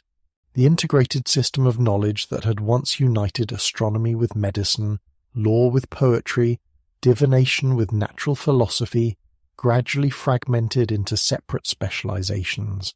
Individual practitioners might preserve expertise in healing or prophecy or legal precedent, but few possessed the comprehensive learning that had distinguished the fully trained Druids of earlier centuries. The social authority that had been perhaps the most distinctive feature of classical Druidism also underwent fundamental transformation. Irish wise men and advisors might be respected for their knowledge and consulted for their counsel, but they no longer possessed the transcendent authority that had once enabled Druids to judge kings and excommunicate entire communities from Celtic society.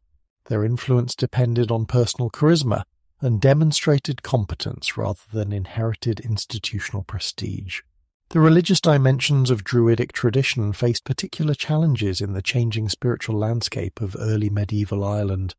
The elaborate theological system that had once provided comprehensive explanation of cosmic order and human destiny was increasingly challenged by Christian teachings that offered different answers to the fundamental questions of existence. Some Druidic religious practices could be maintained alongside Christian beliefs, but others proved incompatible with the new faith that was gradually gaining influence throughout Irish society. As the centuries passed and memories of classical Druidism faded, the surviving traditions underwent further evolution and adaptation. Practices that had once been understood as applications of systematic religious philosophy were increasingly interpreted as folk magic or local custom. Knowledge that had once been transmitted through formal educational institutions became the province of family traditions or regional specializations. The underground streams that preserved Druidic tradition through these dark centuries were real, but attenuated, carrying forward essential elements of ancient wisdom while losing much of the systematic integration that had made classical Druidism such a remarkable intellectual achievement. Like seeds that survive harsh winters to sprout in changed circumstances, these traditions would eventually contribute to new forms of Celtic learning and spiritual practice, but they would never again achieve the institutional development and social authority that had characterized their golden age. The arrival of Christianity in Ireland marked the beginning of the most complex and fascinating chapter in the long transformation of Druidic tradition. Unlike the violent destruction that had characterized the Roman conquest of Britain and Gaul, the Christianization of Ireland unfolded as a gradual process of cultural negotiation, adaptation, and synthesis that would ultimately transform both the imported faith and the indigenous traditions it encountered. Patrick, the Romano-British missionary who became the symbol of Irish conversion, arrived in the 5th century to find a society where Druidic traditions, though changed from their classical form, still commanded considerable respect and authority. The Ireland that Patrick encountered was not the primitive barbarian society that later hagiographers would describe, but a complex civilization with sophisticated legal systems, rich poetic traditions, and deep spiritual practices that had evolved over centuries of development. The relationship between Patrick and the Druids of his time was far more nuanced than the simple narrative of Christian triumph over pagan superstition that dominated medieval accounts of his mission.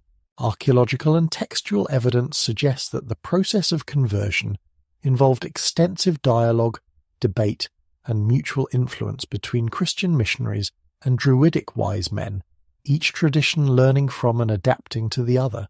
Initially, many Druids viewed Christianity as simply another foreign religious system that might be incorporated into the existing spiritual landscape without displacing traditional practices entirely. Ireland had a long history of syncretism, of absorbing external influences while maintaining essential cultural continuity.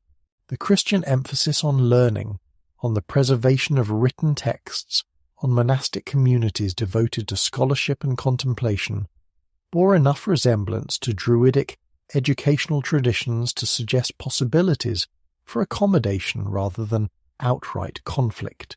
Some Druids became opponents of Christian expansion, recognizing correctly that the new faith posed a fundamental challenge to traditional worldviews and social arrangements.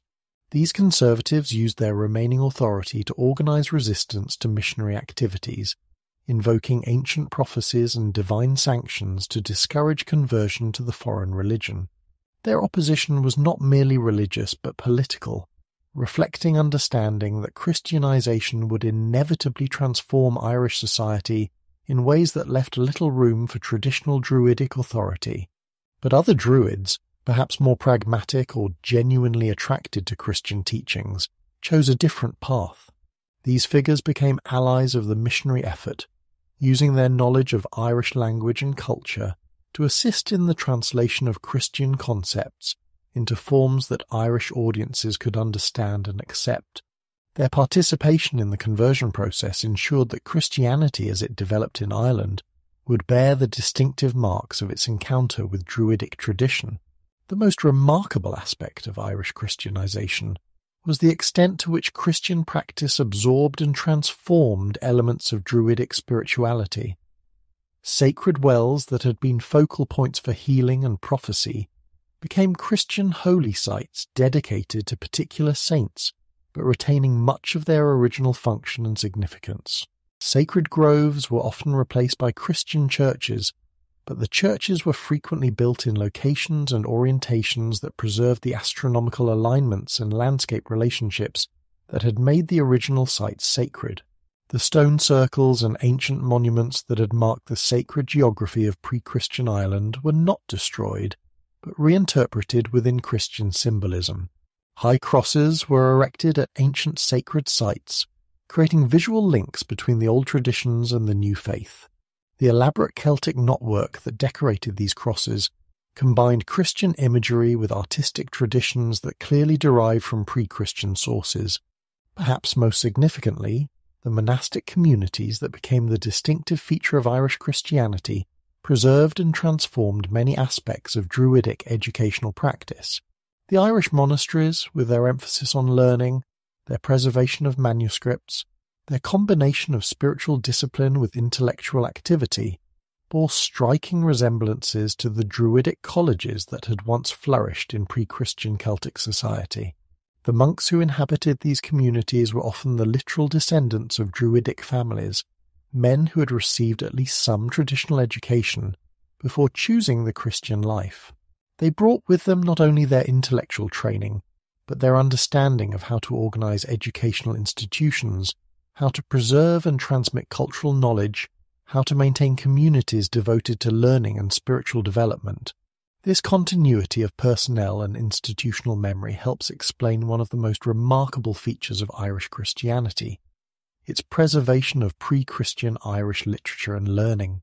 The monks who transcribed the great Irish mythological cycles, the legal texts, the poetry and genealogies that preserved Irish cultural memory, were often working within intellectual frameworks that had been shaped by Druidic educational traditions. The absorption of Druidic elements into Christian practice was not merely superficial borrowing, but represented a genuine synthesis that created something new and distinctive. Irish Christian spirituality developed characteristics, its mystical nature poetry, its celebration of learning, its integration of scholarly and spiritual pursuits, its preservation of ancient wisdom alongside Christian doctrine, that reflected the profound encounter between Christian faith and Druidic tradition. The sacred geography of Christian Ireland clearly reflected this synthesis. Holy wells, sacred trees, and ancient monuments were incorporated into Christian pilgrimage routes and devotional practices. The landscape itself became a text that could be read by those who understood both Christian symbolism and the older traditions that had first marked these places as sacred. The monasteries that preserved Druidic learning traditions became the centres of a distinctive Irish scholarly culture that would eventually influence intellectual development throughout medieval Europe. The Irish monks who travelled as missionaries to Scotland, England, and the continent carried with them not only Christian doctrine, but educational methods, artistic traditions, and intellectual approaches that had been shaped by their encounter with pre-Christian Irish learning. The legal traditions that had been central to Druidic authority underwent particularly interesting transformation within the Christian context. The Brehon law system continued to operate alongside Christian ecclesiastical law, creating a legal pluralism that allowed traditional Irish jurisprudence to survive and develop even as Irish society became officially Christian. Many of the legal professionals who administered this system were men with ecclesiastical education, who combined Christian moral principles with traditional Irish legal precedents.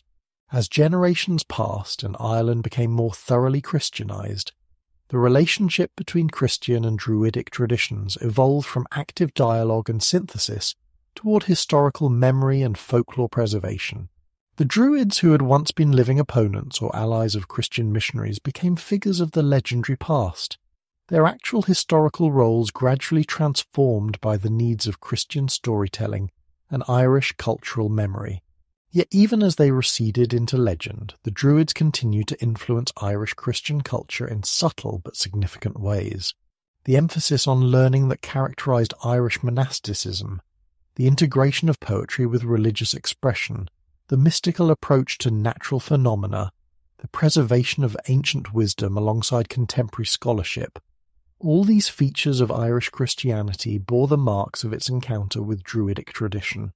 The transformation of Druids from historical opponents to legendary figures represented a crucial stage in the long process by which ancient Celtic traditions were preserved within the new Christian cultural framework.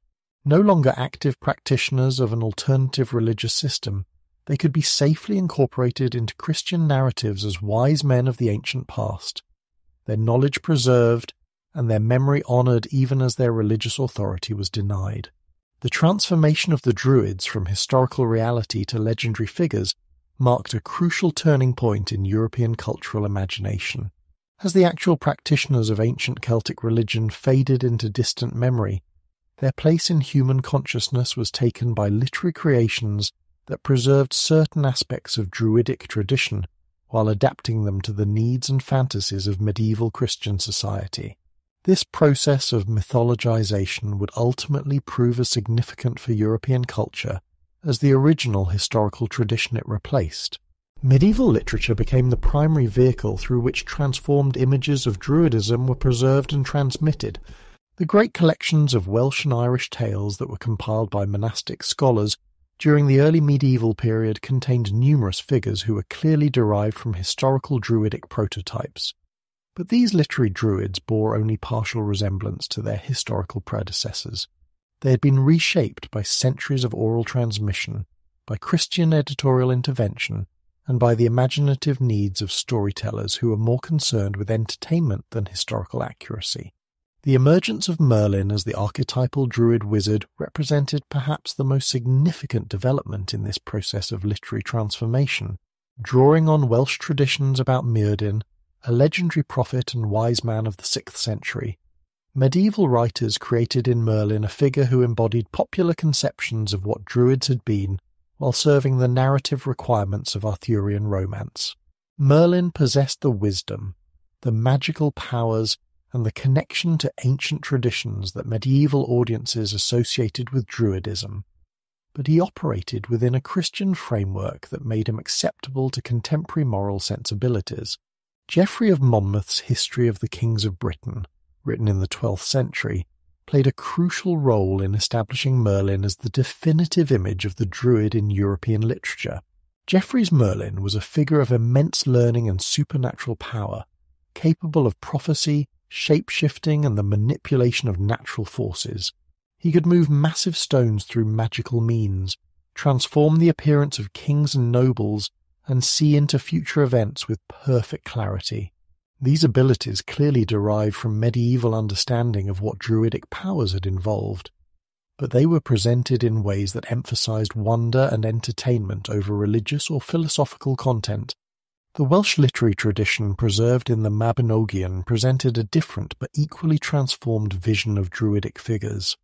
The wise men and magical practitioners who appeared in these tales possessed deep knowledge of natural law and supernatural forces, but they operated within a mythological framework that had been heavily influenced by Christian symbolism and medieval social arrangements.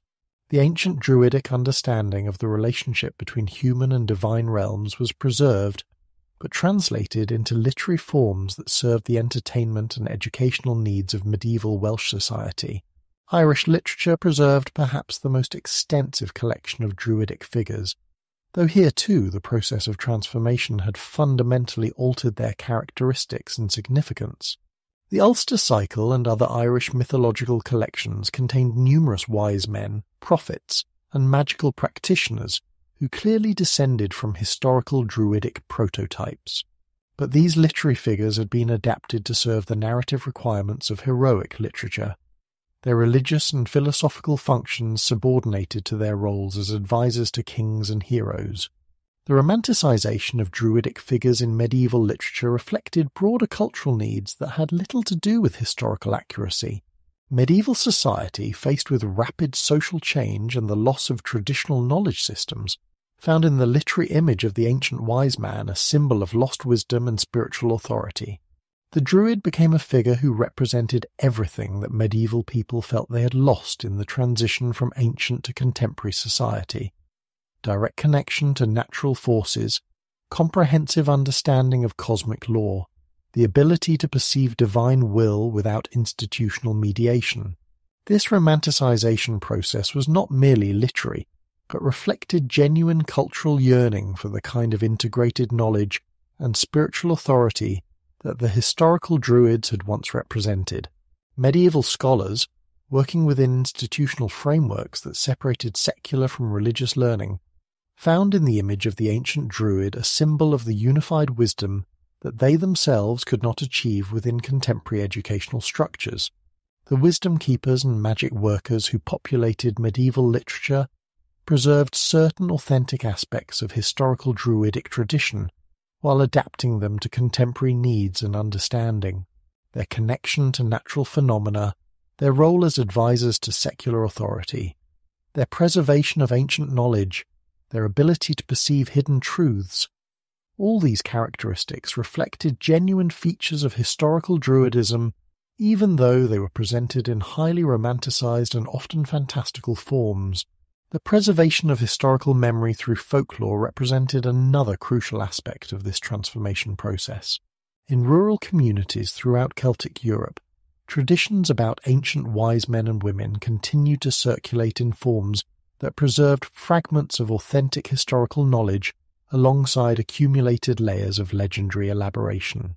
Local traditions about sacred sites, about powerful individuals who had once lived in the area, about the proper times and methods for various activities, often contained elements that could be traced back to Druidic practices and beliefs. This folkloric preservation was particularly important because it operated independently of literary and scholarly traditions, maintaining alternative versions of Druidic memory that were less influenced by Christian editorial intervention or romantic idealization. Folk traditions about healing practices, seasonal observances, the significance of particular landscape features, and the proper relationships between human communities and natural forces often preserved practical knowledge that had been lost from more formal literary sources. The integration of Druidic figures into Christian legendary traditions represented a particularly complex aspect of this transformation process. Saints' lives and other religious literature frequently included encounters with wise men or magical practitioners who clearly represented Christianized versions of Druidic figures. These encounters typically resulted in the conversion or defeat of the Druidic character, but they also preserved recognition of the wisdom and power that such figures had once possessed. The artistic traditions that developed around medieval representations of Druidic figures also contributed to their transformation from historical reality to cultural symbol. Illuminated manuscripts, stone carvings, and other medieval art forms created visual images of wise men and magical practitioners that combined authentic Celtic artistic motifs with contemporary medieval symbolism. These artistic representations helped to establish iconographic traditions that would influence European understanding of Druidic figures for centuries to come. The process by which Druids were transformed from history to legend was gradual but irreversible. Each generation of storytellers, scribes, and artists added their own interpretations and embellishments to received traditions, gradually creating literary and cultural constructions that bore decreasing resemblance to their historical origins. Yet this process of transformation was not simply loss or corruption, but represented a different kind of cultural preservation, one that maintained certain essential aspects of Druidic tradition within forms that could survive and flourish in a completely changed cultural context. By the end of the medieval period, the historical Druids had been almost entirely replaced in European consciousness by their legendary counterparts. The actual practitioners of ancient Celtic religion, with their oral traditions and institutional authority, had become figures of literature and folklore whose primary function was to embody cultural memories and aspirations that had little direct connection to their historical reality. Yet in this transformed state they would prove to have a future as significant as their past, capable of inspiring new movements and new interpretations that would carry their influence into the modern world. As the centuries turned and Europe settled into the rhythms of medieval Christian civilization, the Druids who had once commanded the reverence of nations became echoes in chronicles, shadows in manuscripts, memories preserved in the margins of a world that had moved far beyond their ancient authority. Yet these echoes were not mere silence. They carried forward something essential, something that refused to disappear entirely despite the profound transformations that had reshaped European consciousness. The medieval chroniclers who attempted to record the history of Britain and Ireland found themselves confronting a peculiar problem. How could they tell the story of their nation's past without acknowledging the powerful figures who had once shaped Celtic civilization? The solution they developed was neither complete suppression nor uncritical acceptance, but a careful process of reinterpretation that transformed historical Druids into figures who could be safely incorporated into Christian historical narrative.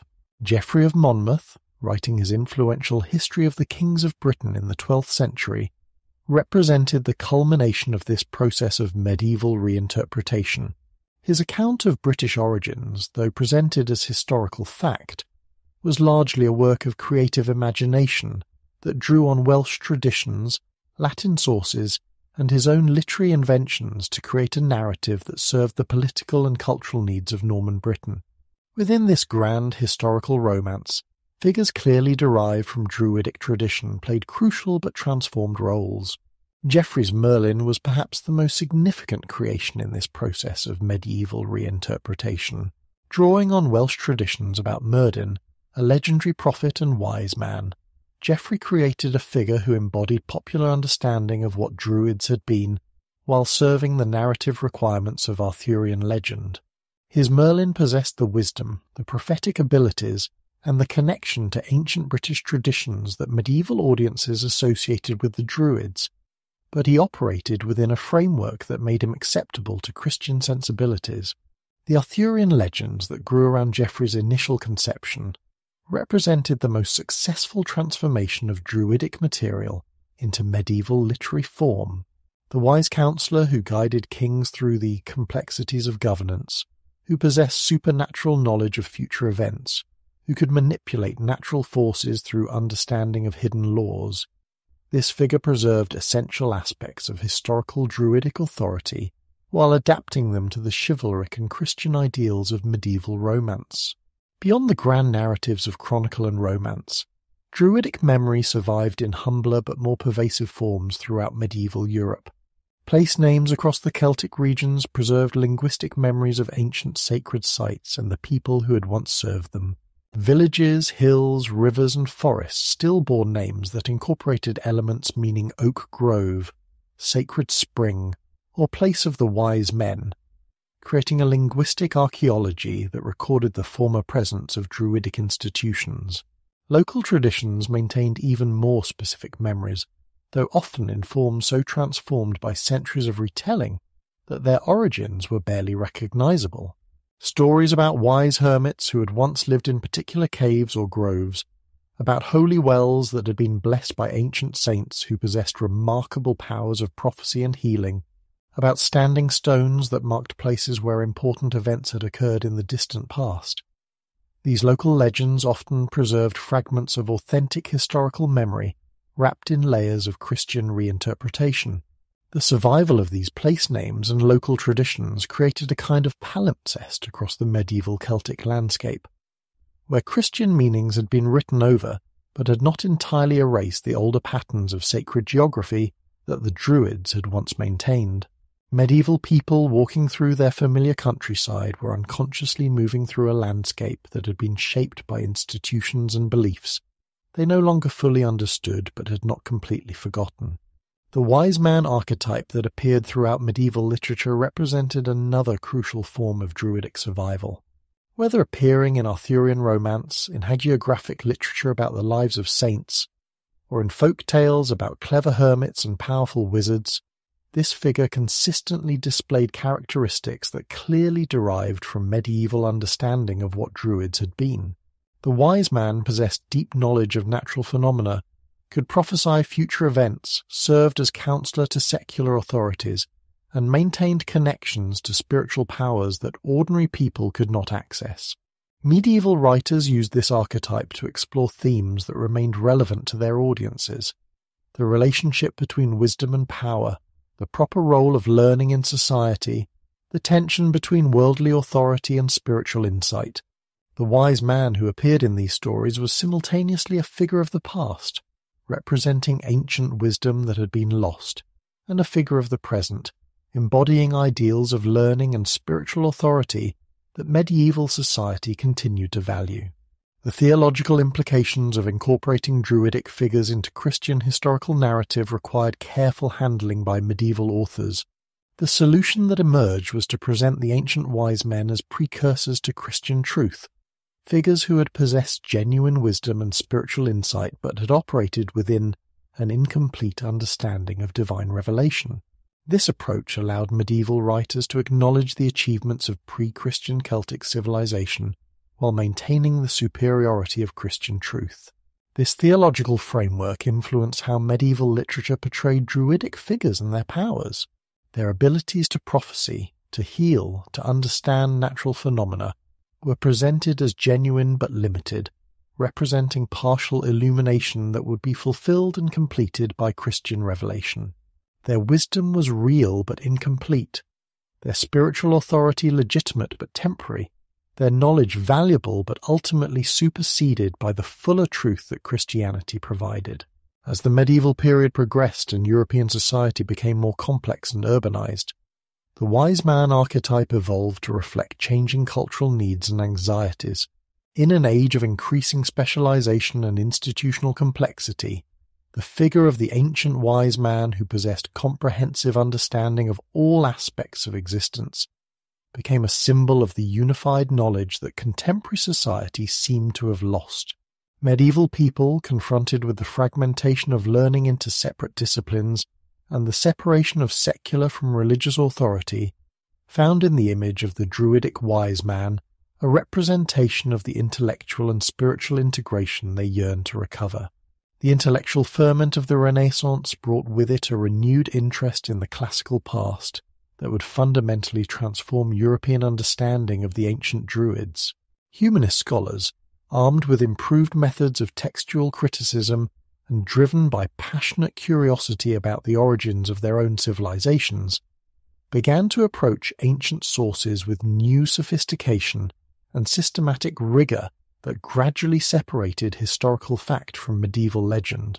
The rediscovery and careful study of classical text by Caesar, Tacitus, Pliny, and other Roman authors provided Renaissance scholars with documentary evidence about the Druids that had been largely ignored during the medieval period. These sources offered detailed descriptions of Druidic practices, beliefs, and social organization that seemed to confirm the existence of a sophisticated prehistoric civilization in northern Europe that rivaled the achievements of classical Greece and Rome. This documentary evidence came as a revelation to scholars who had been raised on medieval chronicles and Arthurian romances.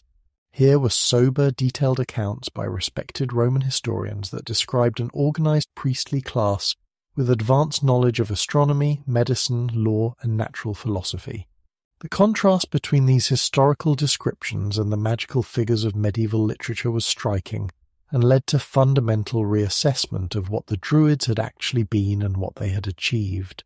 The search for British origins and national identity that characterized Renaissance historical scholarship found in the newly recovered classical sources powerful ammunition for arguments about the ancient dignity and independence of Celtic civilization. Scholars working within emerging national traditions, particularly in Wales, Scotland, and Ireland, used classical descriptions of Druidic learning and authority to argue that their ancestors had possessed sophisticated institutions and advanced knowledge long before Roman conquest brought continental influences to their shores.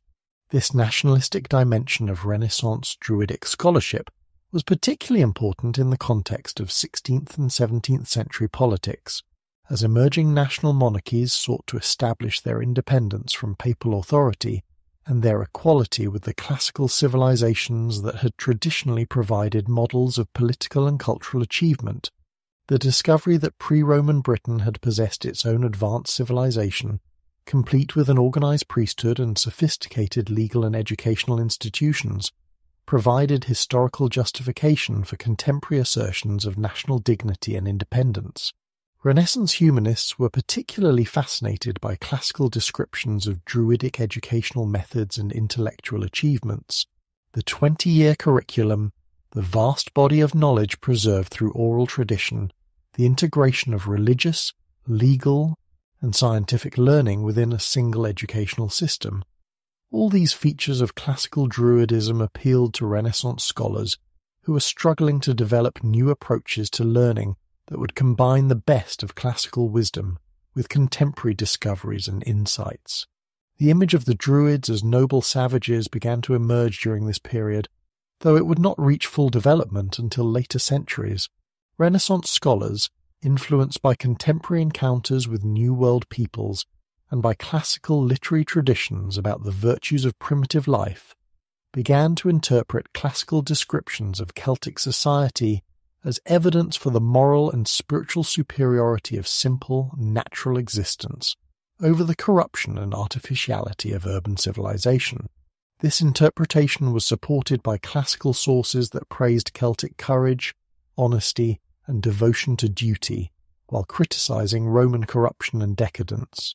Scholars who were dismayed by the moral compromises of contemporary political and religious life found in the ancient Celts an appealing alternative, a people who had lived according to natural law and divine guidance, rather than human artifice and institutional manipulation.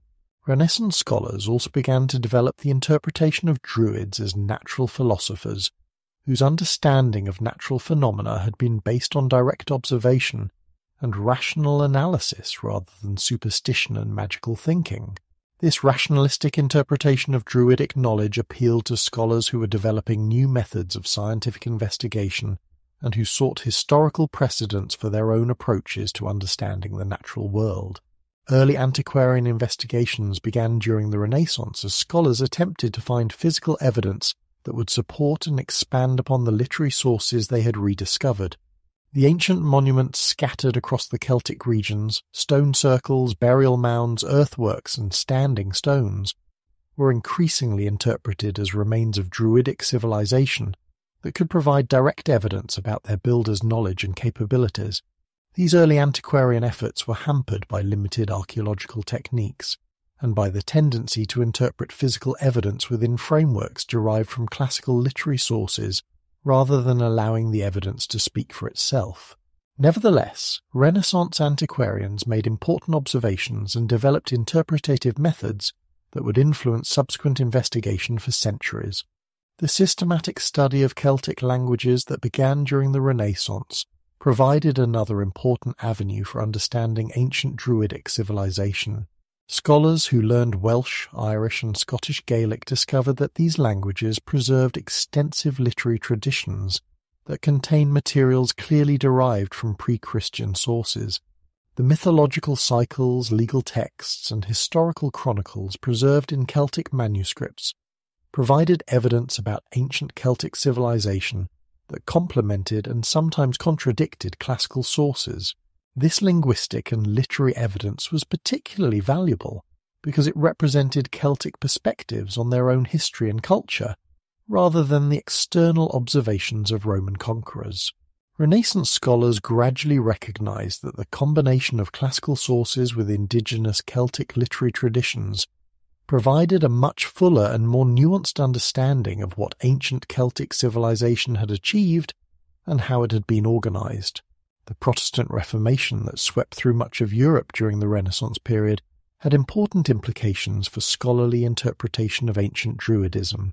Protestant scholars, engaged in systematic criticism of Catholic institutional claims and practices, found in the ancient Druids appealing examples of religious authority that was based on learning and moral character, rather than institutional hierarchy and sacramental power. The Druidic emphasis on oral tradition, on personal relationships between teachers and students, on the integration of secular and religious authority within learned individuals rather than separate institutions, appealed to Protestant sensibilities about how religious authority should be organized and exercised. Some Protestant scholars began to interpret ancient Druidism as a primitive form of true Christianity that had been corrupted by Roman Catholic influence. Renaissance medical and scientific texts began to take serious interest in classical descriptions of Druidic knowledge of herbal medicine and natural philosophy. The rediscovery of classical botanical works that described Celtic medicinal plants and healing techniques prompted investigation of whether traditional folk remedies still practiced in rural areas might preserve authentic knowledge that derived from ancient Druidic sources. This investigation was complicated by the tendency of Renaissance scholars to assume that any effective traditional remedy must derive from classical sources rather than from indigenous development or more recent discovery. Nevertheless, the systematic study of traditional Celtic medical practices that began during the Renaissance laid foundations for more scientific approaches to understanding the relationship between historical knowledge and contemporary practice. The 18th century witnessed a remarkable transformation in European attitudes toward the ancient Druids, as Enlightenment thinkers discovered in these mysterious figures of the Celtic past powerful symbols for their own intellectual and spiritual aspirations. What began as antiquarian curiosity gradually evolved into something approaching religious reverence, as the Druids were reimagined as embodiments of natural religion, rational philosophy, and primitive virtue that offered compelling alternatives to what Enlightenment critics saw as the corruption and artificiality of contemporary civilization. The romanticization of the Druids that characterized 18th century thought represented a complex synthesis of genuine historical interest, philosophical speculation, and cultural criticism that reflected broader Enlightenment concerns about the relationship between civilization and virtue, reason and revelation, natural law and artificial institution. The ancient priests of Celtic Europe became vehicles for exploring fundamental questions about human nature and social organization that preoccupied the greatest minds of the age. William Stukely, the pioneering antiquarian whose investigations of Stonehenge and other ancient British monuments established many of the assumptions that would dominate popular understanding of the Druids for centuries to come, exemplified both the achievements and the limitations of Enlightenment approaches to ancient Celtic civilization. His careful measurements and systematic documentation of prehistoric sites represented genuine advances in archaeological method, but his interpretations were heavily influenced by contemporary philosophical and religious preoccupations that led him far beyond what the evidence could actually support.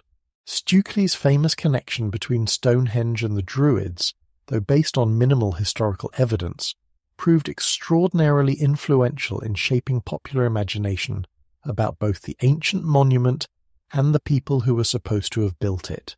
His detailed architectural analysis of the stone circle, combined with his extensive knowledge of classical sources about Druidic practices, created a compelling narrative that satisfied both rational inquiry and romantic speculation. The Great Stone Circle, in Stukely's interpretation, became a sophisticated astronomical instrument that demonstrated the advanced mathematical and scientific knowledge of its Druidic builders. Its complex alignments with celestial phenomena revealed understanding of natural law that was both rational and reverent, scientific and spiritual, technical and aesthetic.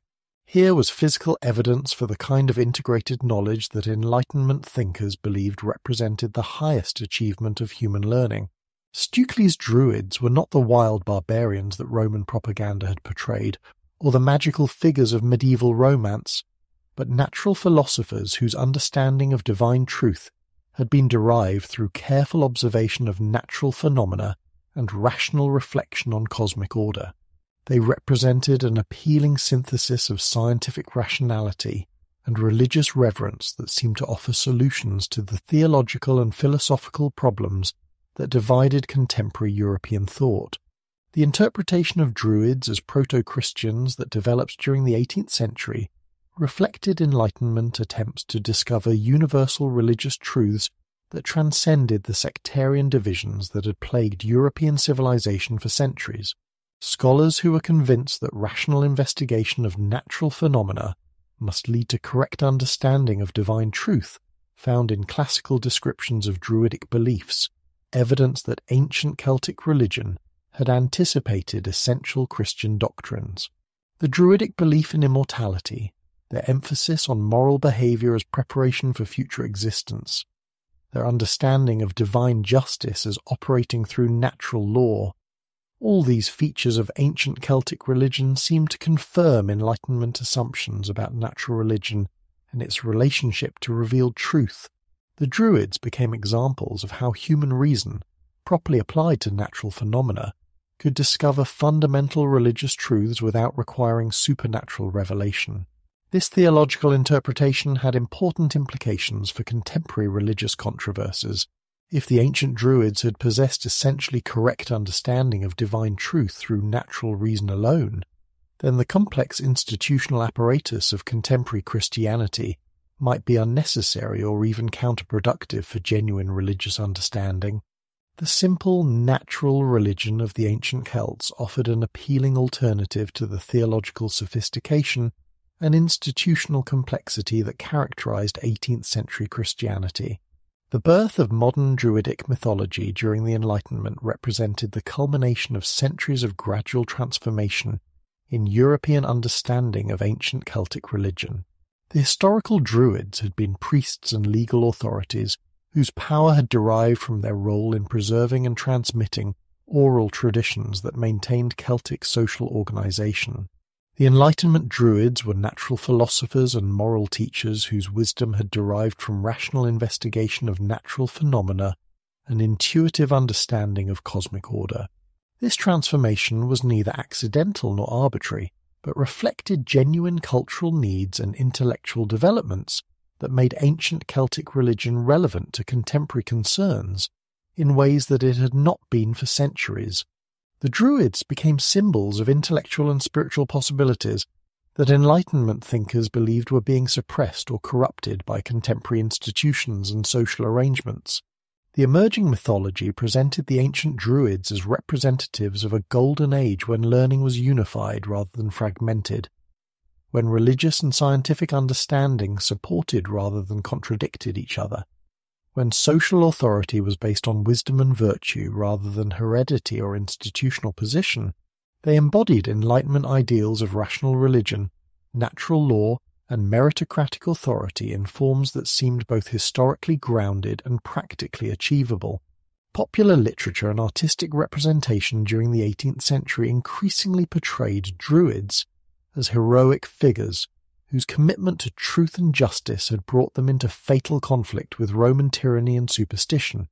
Their destruction became a symbol of the eternal struggle between enlightened reason and corrupt power, between natural virtue and artificial sophistication, between authentic spiritual insight and institutional religious authority. The archaeological investigations that continued throughout the 18th century, though limited by contemporary techniques and theoretical frameworks, provided additional evidence that seemed to support romantic interpretations of Druidic achievement. The discovery of sophisticated engineering techniques in prehistoric monuments, the recognition of complex astronomical alignments in stone circles, the identification of ancient trackways and ceremonial landscapes, all this evidence suggested that prehistoric British civilization had possessed knowledge and capabilities that rivaled those of classical antiquity. This archaeological evidence was interpreted within the broader Enlightenment framework that associated virtue with simplicity and corruption with sophistication. The ancient Britons who had built Stonehenge were seen as representatives of natural human excellence, who had achieved remarkable things through the application of reason and virtue to natural materials and circumstances. Their monuments demonstrated that human achievement was possible without the institutional complexity and social inequality that characterize contemporary civilization. The influence of Enlightenment interpretation of the Druids extended far beyond academic scholarship to shape political and social movements that would continue into the 19th century and beyond. The image of the ancient wise men who had governed through moral authority rather than physical force, who had preserved learning through personal relationships rather than institutional mechanisms, who had maintained justice through understanding of natural law rather than arbitrary legislation, provided models for contemporary reformers who sought alternatives to existing political and social arrangements. As the 18th century drew toward its close, the Druids had been thoroughly transformed from historical figures into cultural symbols that embodied some of the deepest aspirations and concerns of European intellectual life. They had become representations of integrated knowledge, natural religion, rational authority, and primitive virtue that would continue to influence European thought and imagination for generations to come. The intellectual foundations that Enlightenment scholars had laid for understanding the ancient Druids burst into full flower during the late 18th and early 19th centuries, as the Romantic movement transformed academic curiosity into passionate cultural revival. What had begun as antiquarian investigation evolved into something approaching religious devotion, as poets, scholars, and visionaries discovered in the ancient Celtic priesthood symbols of everything they believed modern civilization had lost in its relentless march toward industrial efficiency and rational materialism. The Celtic revival that swept through Britain and Ireland during this period was more than literary fashion or scholarly enthusiasm. It represented a profound spiritual and cultural awakening that sought to reconnect modern European civilization with what Romantic thinkers believed were its authentic roots in the wisdom and virtue of ancient Celtic society. The Druids, reimagined through Romantic sensibility as noble priests of natural religion and guardians of primordial wisdom, became central figures in this great cultural resurrection. No single individual embodied the complexities and contradictions of this revival more dramatically than Edward Williams, better known by his bardic name Iolo Morgan Gwee. This Welsh stonemason and antiquarian, working in the last decades of the 18th century, single-handedly created much of what the modern world believes about ancient Welsh Druidism through a combination of genuine scholarship, creative interpretation, and outright literary forgery that would influence Celtic cultural identity for centuries to come. Iolo's forged traditions were not mere academic deceptions, but passionate attempts to reconstruct what he believed ancient Welsh spirituality must have been at its highest development. Drawing on fragments of authentic tradition, on his deep knowledge of Welsh language and literature, and on contemporary Romantic assumptions about the nature of primitive wisdom, he created elaborate mythological and ritual systems that filled the gaps left by historical destruction and the passage of time.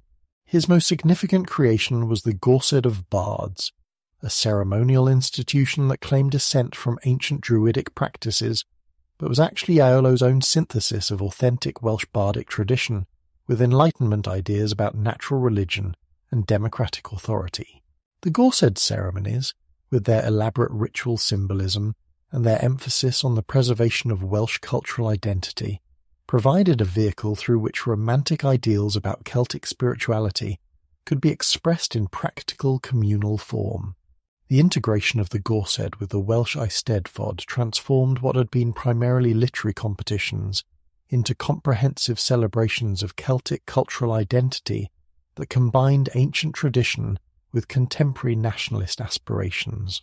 The Eisteddfod, with its competitions in poetry, music, and traditional crafts, its ceremonial recognition of cultural achievement, and its emphasis on the Welsh language as the vehicle of authentic Celtic identity, became a powerful symbol of cultural resistance to English domination and industrial modernization.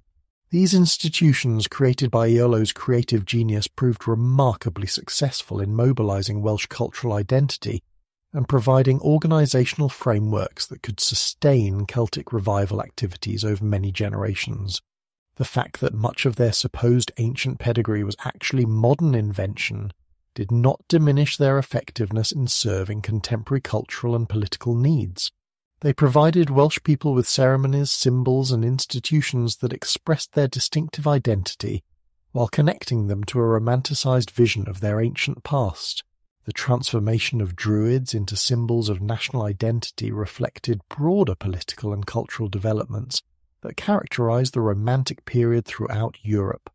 As emerging national consciousness sought historical justification and cultural distinctiveness, ancient Celtic civilization provided appealing alternatives to classical Greek and Roman models that had long dominated European intellectual life. The Druids became representatives of indigenous European wisdom that predated and in some ways surpassed the achievements of Mediterranean antiquity. This nationalist dimension of Druidic revival was particularly significant in Ireland, where Catholic emancipation movements and emerging demands for political independence found in ancient Celtic civilization powerful symbols of Irish distinctiveness and historical legitimacy. The image of Ireland as the last refuge of Druidic learning, the place where ancient wisdom had survived longest against foreign conquest, provided historical justification for contemporary assertions of Irish cultural and political independence. Welsh nationalism similarly embraced Druidic imagery as a symbol of cultural identity that transcended English political dominance. The revival of interest in Welsh language and literature, the celebration of ancient Welsh law codes and historical traditions, the assertion of Wales as the true heir to ancient British civilization, all these developments drew heavily on Romantic interpretations of Druidic tradition as preserved in Welsh sources. The literary romanticism that flourished during this period found in the Druids compelling figures for exploring themes of wisdom versus power, nature versus civilization, spiritual insight versus material progress that preoccupied the greatest poets and writers of the age. William Blake, in his visionary poetry and artistic work, drew extensively on Druidic imagery to represent what he saw as the authentic spiritual tradition of Britain that had been suppressed by organised religion and rational philosophy. Blake's Druids were simultaneously figures of primitive wisdom and symbols of spiritual error, representatives of natural religion at its highest development, and examples of how authentic spiritual insight could be corrupted by institutional authority and ritualistic complexity. His ambivalent treatment of Druidic tradition reflected broader Romantic tensions between admiration for primitive virtue and recognition of the limitations that confined pre-Christian spiritual development. William Wordsworth and the other Lake poets found in ancient Celtic sites powerful symbols of the relationship between human consciousness and natural beauty that lay at the heart of Romantic aesthetic theory. Stone circles and ancient burial mounds became focal points for meditations on the relationship between past and present, between human achievement and natural permanence, between individual consciousness and cosmic order. The influence of Celtic and Druidic imagery on Romantic poetry extended far beyond Britain to influence literary development throughout Europe and America. The ancient priests became symbols of an integrated relationship between humanity and nature that industrial civilization seemed to have lost, representatives of wisdom, traditions that offered alternatives to both religious orthodoxy and scientific materialism. As the 19th century progressed, the Celtic revival that had begun as primarily literary and cultural movement began to influence political developments throughout Celtic Europe.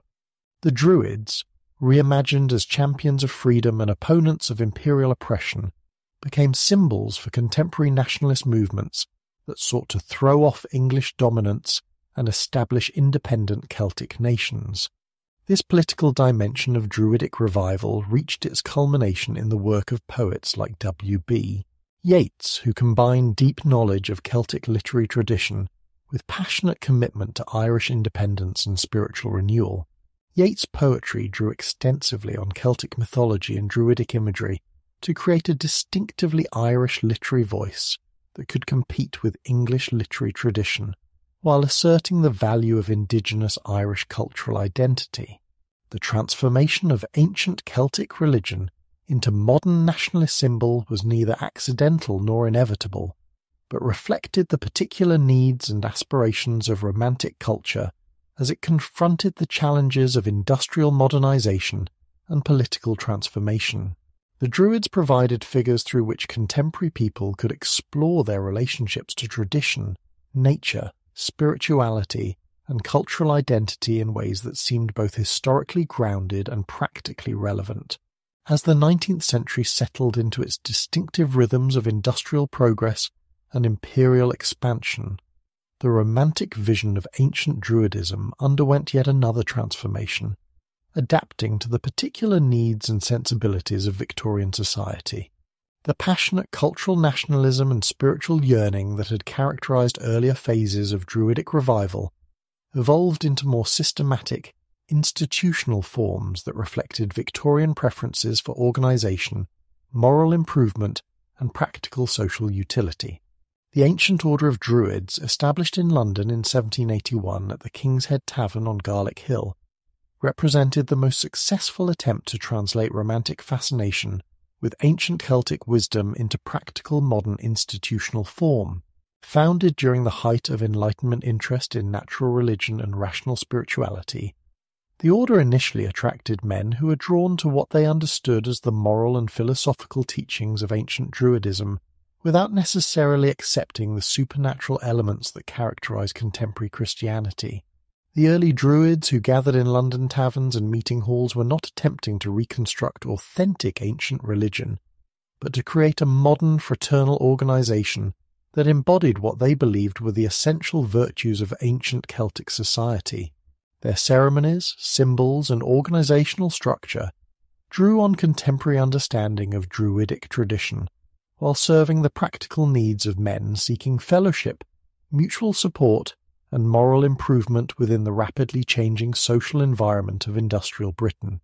The transformation of the ancient order into a friendly society that provided mutual insurance, death benefits, and social support for its members reflected broader Victorian concerns about the social disruption caused by industrialization and urbanization.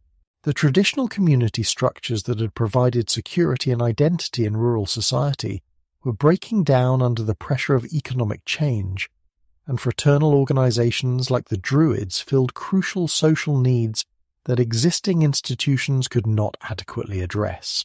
The rapid growth of Druidic-friendly societies throughout Britain during the 19th century demonstrated the appeal of organizations that combined practical mutual aid with ceremonial recognition of ancient wisdom and cultural continuity. Local lodges provided regular social contact, financial security, and ritual participation that helped members maintain dignity and identity despite the alienating conditions of industrial life. The symbolism and ceremonial practices that developed within these Victorian Druidic organizations represented fascinating syntheses of authentic historical knowledge, romantic imagination, and contemporary social needs. The oak leaf badges, the ritual implements, the ceremonial procedures that characterized lodge meetings drew on genuine Celtic artistic traditions and historical sources, while serving the practical requirements of fraternal organization. Victorian Druids saw themselves as guardians of ancient wisdom that remained relevant to contemporary moral and social challenges.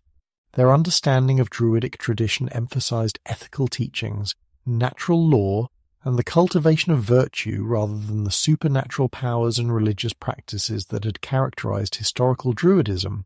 They were practical men seeking practical guidance for living virtuous lives within the complex conditions of modern industrial society. The tension between scholarship and romanticism that characterized Victorian approaches to ancient Celtic civilization was clearly visible in the development of Druidic organizations and institutions. Serious scholars were beginning to develop more rigorous methods for studying prehistoric society, while popular enthusiasm for Celtic culture continued to generate imaginative reconstructions that went far beyond what historical evidence could actually support.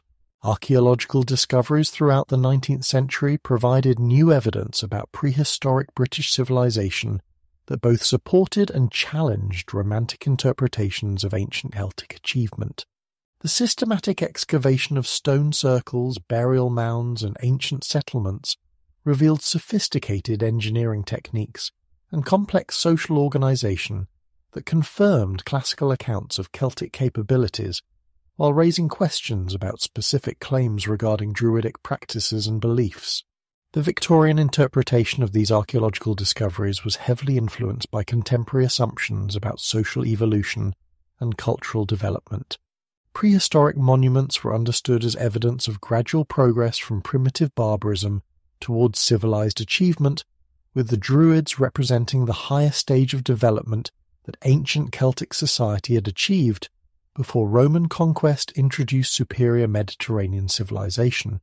This evolutionary framework shaped how Victorian scholars interpreted evidence about ancient Celtic religion and social organization. Druidic practices were understood as primitive precursors to more advanced forms of religious and philosophical understanding, valuable for what they revealed about human development, but necessarily superseded by Christian revelation and modern scientific knowledge. The relationship between Victorian Druidism and contemporary Celtic nationalism became increasingly complex as the 19th century progressed.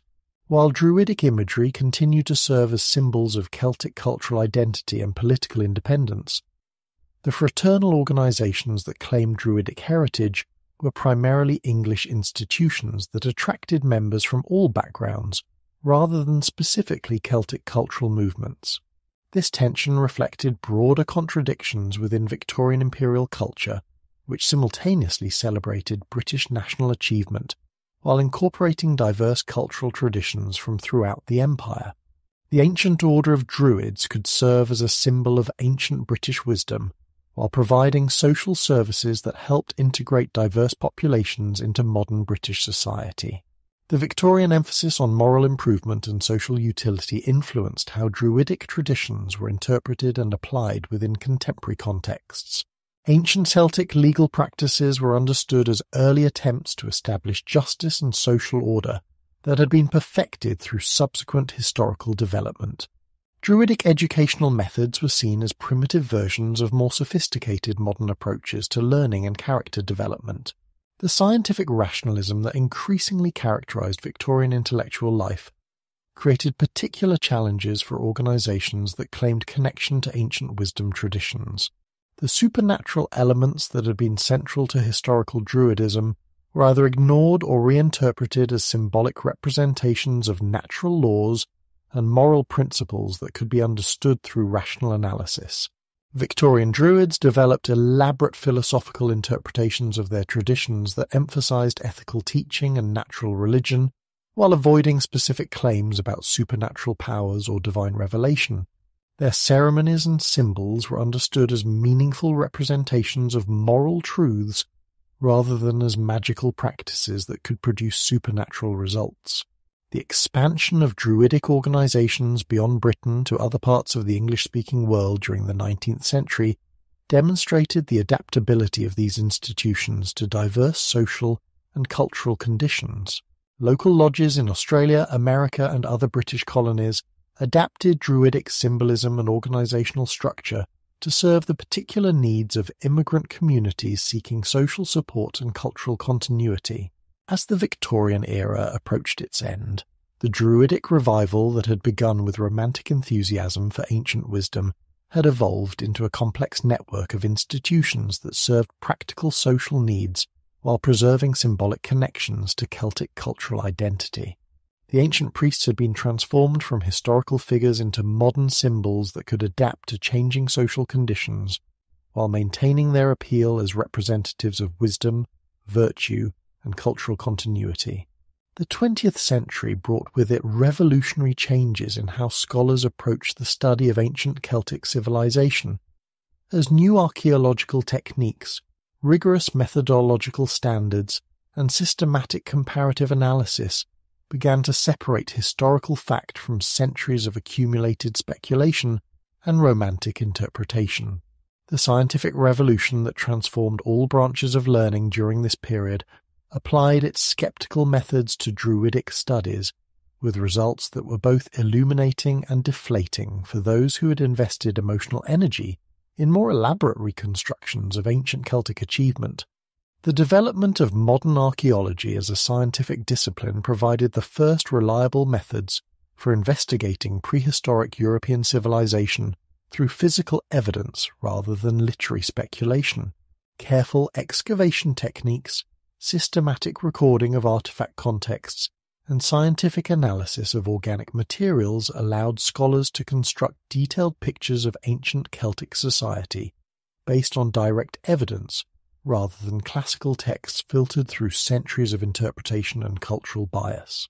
These archaeological investigations revealed much about ancient Celtic material culture, social organisation, and economic development that confirmed some aspects of classical accounts while challenging others. The sophisticated metalwork, complex settlement patterns, and extensive trade networks discovered by 20th century archaeologists demonstrated that Celtic civilization had indeed achieved remarkable development in certain areas while remaining limited in others. The systematic study of Celtic languages that emerged as an academic discipline during this period provided another crucial source of evidence about ancient Celtic culture and beliefs. Comparative linguistic analysis revealed the relationships between different Celtic languages and their connections to other Indo-European language families, while the careful study of early Celtic literary texts provided insights into pre-Christian Celtic society that complemented and sometimes contradicted archaeological evidence. The establishment of Celtic studies as a legitimate academic field required scholars to develop rigorous standards for evaluating evidence and distinguishing between authentic historical knowledge and later cultural constructions. The romantic speculations and nationalist interpretations that had characterized earlier phases of Celtic revival were subjected to systematic criticism that revealed how much of what people believed about ancient Druidism was actually modern invention. This process of scholarly debunking was often painful for those who had found meaning and inspiration in more elaborate reconstructions of ancient Celtic spirituality. The careful analysis of supposedly ancient texts revealed that many had been composed during the medieval period or later, while archaeological investigation of sites traditionally associated with Druidic activity often failed to produce evidence for the elaborate ceremonies and institutional structures that earlier scholars had assumed. Yet even as rigorous scholarship dismantled many romantic assumptions about ancient Druidism, it also preserved and deepened appreciation for the genuine mysteries that surrounded Celtic civilization. The more scholars learned about prehistoric European society, the more remarkable the actual achievements of ancient Celtic culture appeared, even when stripped of later embellishments and idealization. The challenge of interpreting limited evidence remained central to scholarly discussions of ancient Druidism throughout the 20th century. Classical sources provided detailed but biased accounts written by foreign observers with their own political and cultural agendas. Archaeological evidence revealed much about material culture but could say little about beliefs, practices, and social organization that left no physical traces. Celtic literary sources preserved valuable traditions but had been transmitted through Christian scribes who may have modified their content. This evidential problem forced scholars to develop new approaches to historical reconstruction that acknowledged uncertainty while still attempting to understand what could be reasonably concluded about ancient Celtic civilization. The resulting scholarly consensus was more modest but also more secure than earlier reconstructions, emphasizing what could be demonstrated through reliable evidence while acknowledging the limits of current knowledge. Modern scholars recognized that the Druids had indeed been important figures in ancient Celtic society, serving as priests, judges, teachers, and advisors with significant political and cultural influence. Classical accounts of their educational system, legal authority, and religious practices were probably accurate in general outline, though specific details might have been distorted by Roman bias or misunderstanding. Archaeological evidence confirmed that Celtic society had achieved sophisticated development in many areas. With complex social organization, advanced metallurgical techniques, extensive trade networks, and impressive architectural achievements, stone circles and other prehistoric monuments demonstrated mathematical and astronomical knowledge that supported classical claims about Celtic intellectual capabilities. The oral tradition that was central to Druidic authority appeared to have been a genuine feature of ancient Celtic culture, rather than a later invention or romantic idealization. Comparative studies of other oral cultures provided insight into how such systems might have operated, and what kinds of knowledge they could have preserved and transmitted across generations. Yet scholars also recognized that much of what modern people believed about ancient Druidism had been created by later cultural movements that used Celtic symbolism to serve their own purposes. The Druids of Romantic literature Victorian fraternal organisations and modern neo-pagan movements bore little resemblance to their historical predecessors, though they served important functions within their own cultural contexts. The tension between scholarly accuracy and cultural meaning that characterised 20th century approaches to Druidic studies reflected broader questions about the relationship between historical knowledge and contemporary values. Scholars had professional obligations to pursue truth regardless of whether their findings supported or undermined popular beliefs, but they also recognised that their work occurred within cultural contexts that shaped both their research questions and the reception of their conclusions. The development of Celtic studies as an academic discipline created new opportunities for rigorous investigation of ancient Celtic civilization, while also establishing institutional frameworks that could preserve and transmit reliable knowledge about the past. University departments, scholarly journals, and professional organisations provided venues for ongoing research and debate that gradually expanded understanding of ancient Celtic society. The integration of archaeological, linguistic, historical, and anthropological approaches to Celtic studies during the 20th century created more comprehensive and nuanced understanding of ancient Celtic civilization than any single methodology could have achieved. This interdisciplinary approach revealed the complexity of ancient Celtic society, while acknowledging the limitations that continued to constrain scholarly reconstruction. Modern scholarly understanding of the Druids thus represents a complex synthesis of reliable historical evidence, informed speculation about what that evidence might mean, an honest acknowledgement of what remains unknown and perhaps unknowable about ancient Celtic civilization. The result is a more modest but also more secure foundation for understanding these important figures in European prehistory than earlier generations of scholars had achieved. Even as 20th century scholarship was establishing more rigorous boundaries around what could be reliably known about ancient Druidism, a parallel movement was developing that cared less about historical accuracy than about spiritual authenticity and contemporary relevance. The Neo-Druidic revival that emerged in the mid-20th century represented yet another transformation of ancient Celtic traditions, one that drew selectively on historical knowledge while responding primarily to modern spiritual needs and environmental concerns that earlier generations had not faced.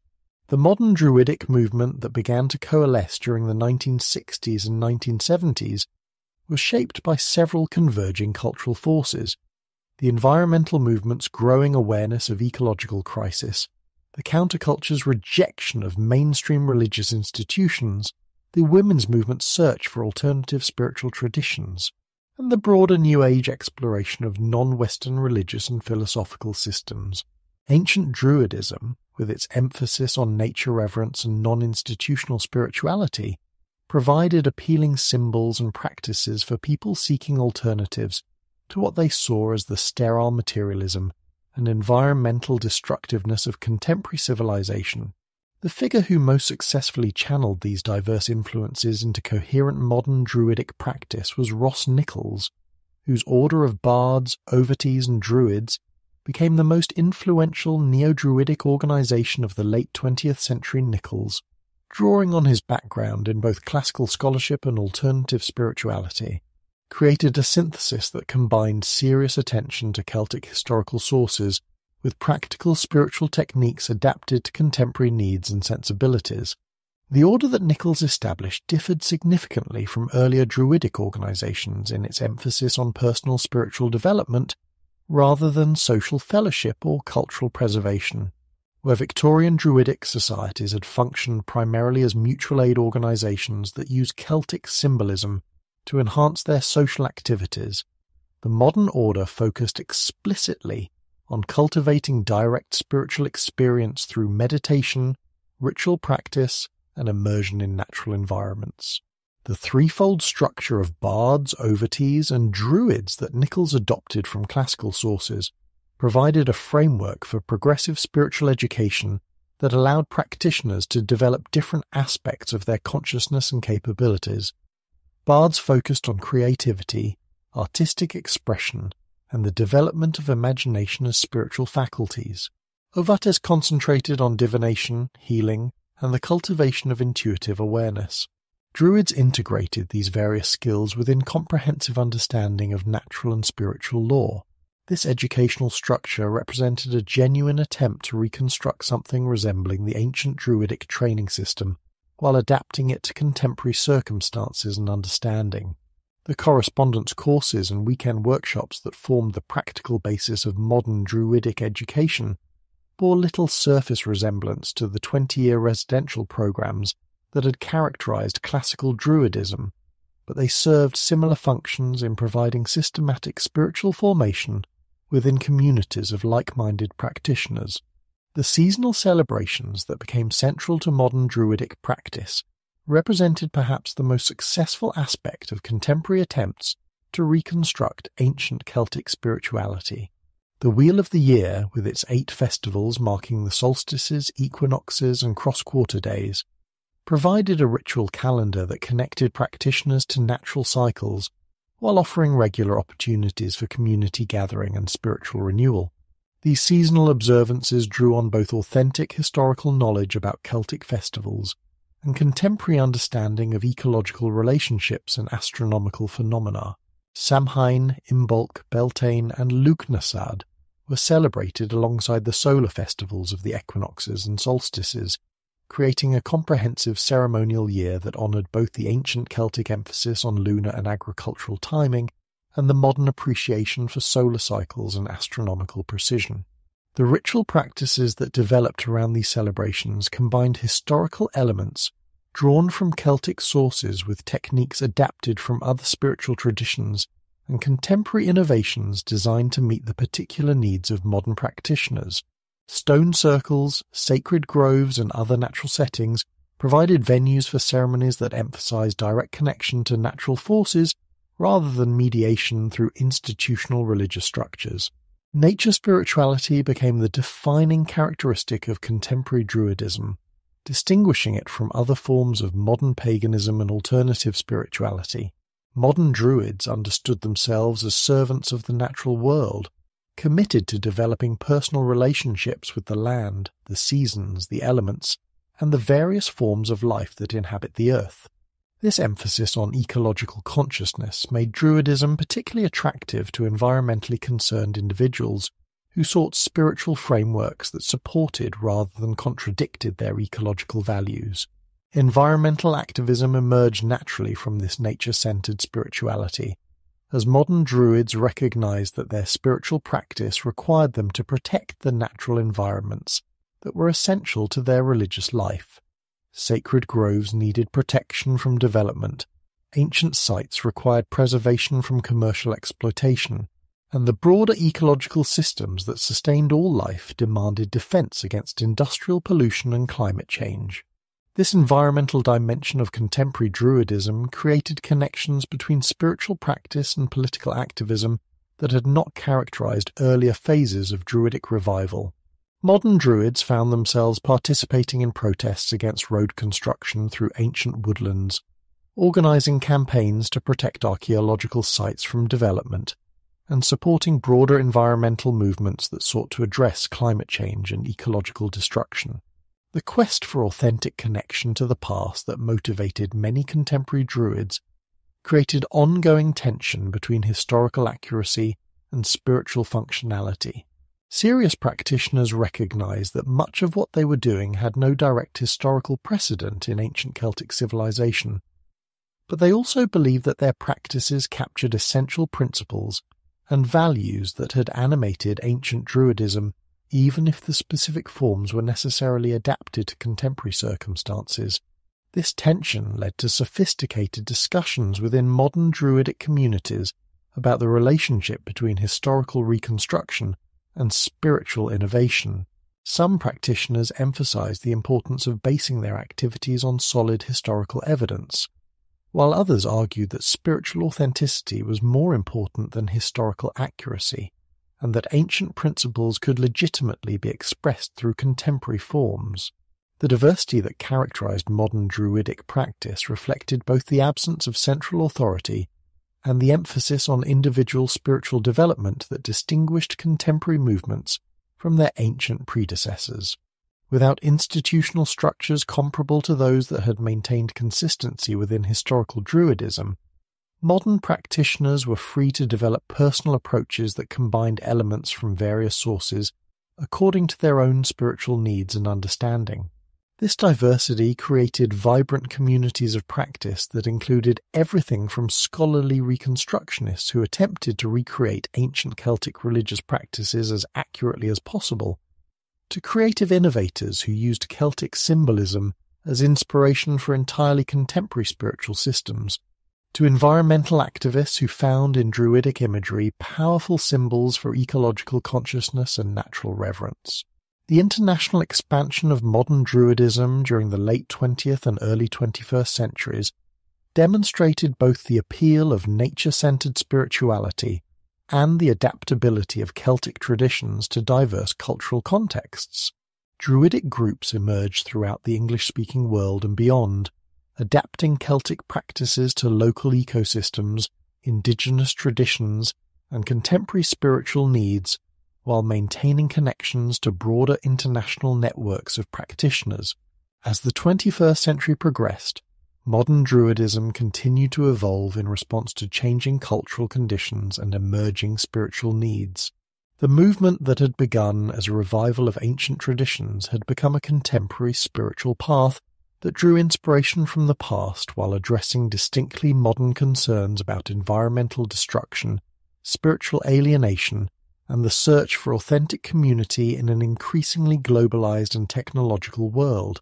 While serious practitioners worked to develop authentic spiritual traditions and scholars labored to establish reliable historical knowledge, the image of the Druid in popular culture followed its own evolutionary path, shaped more by entertainment values and symbolic needs than by historical accuracy or religious authenticity.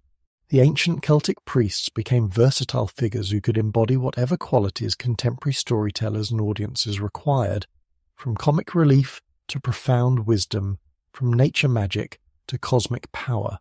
The transformation of Druids into popular culture icons began with the comic genius of René Goscinny and Albert Uderzo, whose Asterix the Gaul series introduced millions of readers to a lovably eccentric druid named Getafix, who brewed magic potions that gave superhuman strength to Gaulish resistance fighters. This comic book version of Druidism, first appearing in the late 1950s, established many of the visual and conceptual elements that would dominate popular representations for decades to come. The long white beard and robes, the mysterious knowledge of herbal magic, the role as wise counselor to heroic warriors, and the connection to a romanticized vision of ancient Celtic society standing bravely against Roman imperial power. The Asterix series succeeded brilliantly in making ancient Celtic culture accessible and appealing to modern audiences, while avoiding the ponderous solemnity that often characterized more serious treatments of Druidic themes. Getafix was simultaneously a figure of genuine wisdom and comic bumbling, a character who possessed real magical powers while remaining refreshingly human in his occasional failures and misunderstandings. This combination of reverence and humor established a template that would influence popular depictions of Druids for generations. The archetype of the nature-wise shaman that emerged from various streams of popular culture drew heavily on both historical knowledge about ancient Druidism and contemporary environmental concerns about humanity's relationship to the natural world. Popular culture. Druids became figures who possessed deep understanding of natural law, who could communicate with animals and plants, who lived in harmony with ecological systems, and who served as bridges between human civilization and the wild world that industrial society seemed to have abandoned. This nature shaman archetype proved remarkably adaptable to different narrative contexts and cultural needs. In children's literature, Druidic figures became wise mentors who taught young protagonists about the importance of respecting nature and understanding their place in larger ecological systems. In adult fantasy, they evolved into powerful magical practitioners whose abilities derived from their intimate knowledge of natural forces and cosmic principles. The fantasy literature that flourished during the late 20th and early 21st centuries found in Druidic figures compelling characters who could embody both magical power and ecological wisdom. From J.R.R. Tolkien's tree-shepherding Ents to Terry Pratchett's satirical take on nature religions, fantasy authors use druidic imagery to explore themes of environmental protection, the relationship between magic and nature, and the tension between technological progress and ecological sustainability. The Harry Potter series by J.K. Rowling introduced druidic elements to the largest popular audience in history, though in forms so integrated with other magical traditions that their specifically Celtic origins were often obscured. The emphasis on herbalism, the connection between magical power and natural knowledge, the role of wise mentors who possessed ancient wisdom, all these elements of the Harry Potter universe drew on popular understanding of druidic tradition, while serving the narrative requirements of contemporary fantasy adventure. Role-playing games, both traditional tabletop versions and massive online multiplayer environments, provided perhaps the most influential venue for contemporary popular understanding of druidic capabilities and characteristics. Games like Dungeons & Dragons established mechanical systems that defined what druids could do: shapeshift into animal forms, cast spells related to natural phenomena, communicate with woodland creatures, serve as guardians of wilderness areas, creating shared cultural understanding of druidic abilities that influenced other forms of popular culture. These gaming representations of druidism were necessarily simplified and systematized to fit the requirements of rule-based entertainment, but they also preserved and transmitted certain essential characteristics that connected contemporary popular culture to historical traditions. The emphasis on oral rather than written magic, the connection to specific natural environments, the role as mediator between civilization and wilderness. All these features of gaming druids reflected genuine aspects of ancient Celtic religious practice, even when expressed through thoroughly contemporary frameworks. The enduring appeal of the druidic image in popular culture reflected several deep-seated human needs and concerns that transcended specific historical periods or cultural contexts. In an increasingly urbanized and technological world, druidic figures represented connection to natural environments and traditional knowledge that many people felt was being lost. They embodied wisdom traditions that were based on direct experience rather than institutional authority, personal relationship rather than abstract doctrine. The visual iconography that developed around popular culture representations of druids, the flowing robes, the staff or wand, the connection to ancient stone circles and sacred groves, created instantly recognizable symbols that could convey complex ideas about wisdom, magic, and natural harmony without requiring extensive explanation. These visual elements became part of the shared cultural vocabulary that allowed creators and audiences to communicate about spiritual and ecological themes through familiar symbolic systems. Film and television adaptations of literary works featuring druidic characters brought these figures to even broader audiences while establishing visual and dramatic conventions that would influence subsequent representations. The challenge of translating literary descriptions into visual media required filmmakers to make specific choices about how druids should look, sound, and behave, creating authoritative images that often became more influential than their original literary sources. The adaptation of druidic themes for different audience ages and cultural contexts demonstrated the flexibility of these ancient symbols in serving contemporary entertainment and educational needs. Children's programming used druidic figures to teach environmental awareness and respect for nature, while adult entertainment explored more complex themes of power, wisdom, and the relationship between traditional and modern ways of understanding the world. The global spread of popular culture representations of druids through international media distribution created shared understanding of Celtic traditions that transcended national and cultural boundaries.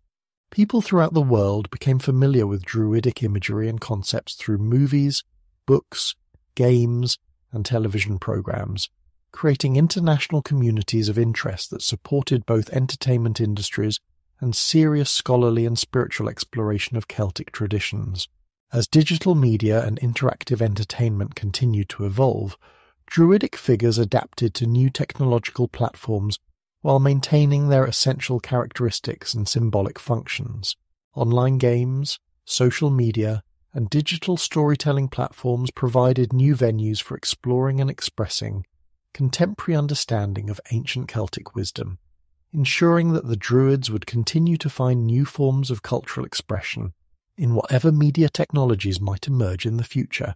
The dawn of the 21st century brought with it revolutionary technologies that transformed archaeological investigation of ancient Celtic sites, revealing new layers of complexity and sophistication in prehistoric European civilization, while simultaneously deepening the mysteries surrounding the people who created these remarkable monuments. Ground-penetrating radar, satellite imagery, DNA analysis, and precise dating techniques opened windows into the ancient past that previous generations of scholars could never have imagined. Yet each new discovery seemed to raise as many questions as it answered about the enigmatic figures who had once commanded such reverence throughout Celtic Europe. Recent excavations at sites traditionally associated with Druidic activity have yielded extraordinary evidence of sophisticated planning, astronomical knowledge, and community organization that confirms many classical accounts of Celtic capabilities, while revealing aspects of ancient Celtic civilization that no literary source had preserved. The discovery of complex timber structures beneath stone circles, of elaborate burial chambers aligned with celestial phenomena, of extensive networks of roads and settlements connected to major ritual sites, has demonstrated that ancient Celtic society possessed organizational and technical capabilities that approached those of contemporary Mediterranean civilizations. The application of new technologies to ancient sites has been particularly revealing in understanding the astronomical sophistication that characterized major Celtic monuments. Laser scanning and computer modeling of stone circles have revealed precise alignments with celestial events that require detailed mathematical knowledge and generations of careful observation. The discovery that many seemingly separate monuments are actually components of larger ceremonial landscapes demonstrates planning and coordination on scales that imply sophisticated institutional organization. Archaeological investigation of the Boyne Valley in Ireland, long recognized as one of the most important centers of ancient Celtic civilization, has revealed a ceremonial complex of extraordinary sophistication that was in use for thousands of years before the classical period of Druidism.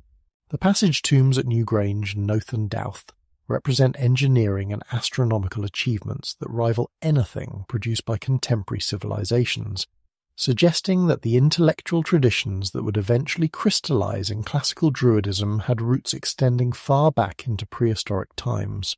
The continuing mystery of Druidic sites lies partly in the absence of clear evidence for the specific religious and educational practices that classical sources describe in such detail. While archaeological investigation can reveal the physical infrastructure that supported ancient Celtic civilization, the monuments, settlements, and artifact assemblages that demonstrate technological and organizational sophistication, it cannot directly access the oral traditions, ceremonial practices, and educational systems that were central to Druidic authority. This limitation of archaeological evidence creates ongoing interpretive challenges for scholars attempting to understand the relationship between the impressive physical remains of ancient Celtic civilization and the literary descriptions of Druidic practices and beliefs. The monuments clearly demonstrate remarkable knowledge and organizational capability, but the specific ways in which this knowledge was developed, preserved, and transmitted remain largely inaccessible to archaeological investigation. Recent discoveries have also complicated earlier assumptions about the relationship between different phases of Celtic cultural development. The recognition that many major ceremonial sites were in continuous use for thousands of years, with successive generations of users modifying and adapting existing structures, suggests that Celtic civilization developed through complex processes of cultural continuity and change, rather than through simple linear progression or dramatic replacement of earlier traditions by later ones. The application of DNA analysis to human remains from Celtic sites has provided new insights into population movements, social organization, and cultural relationships that complement and sometimes contradict evidence from other sources. The discovery of extensive trade networks, population movements, and cultural exchanges throughout prehistoric Europe has revealed that ancient Celtic civilization was far more cosmopolitan and interconnected than earlier scholars had realized.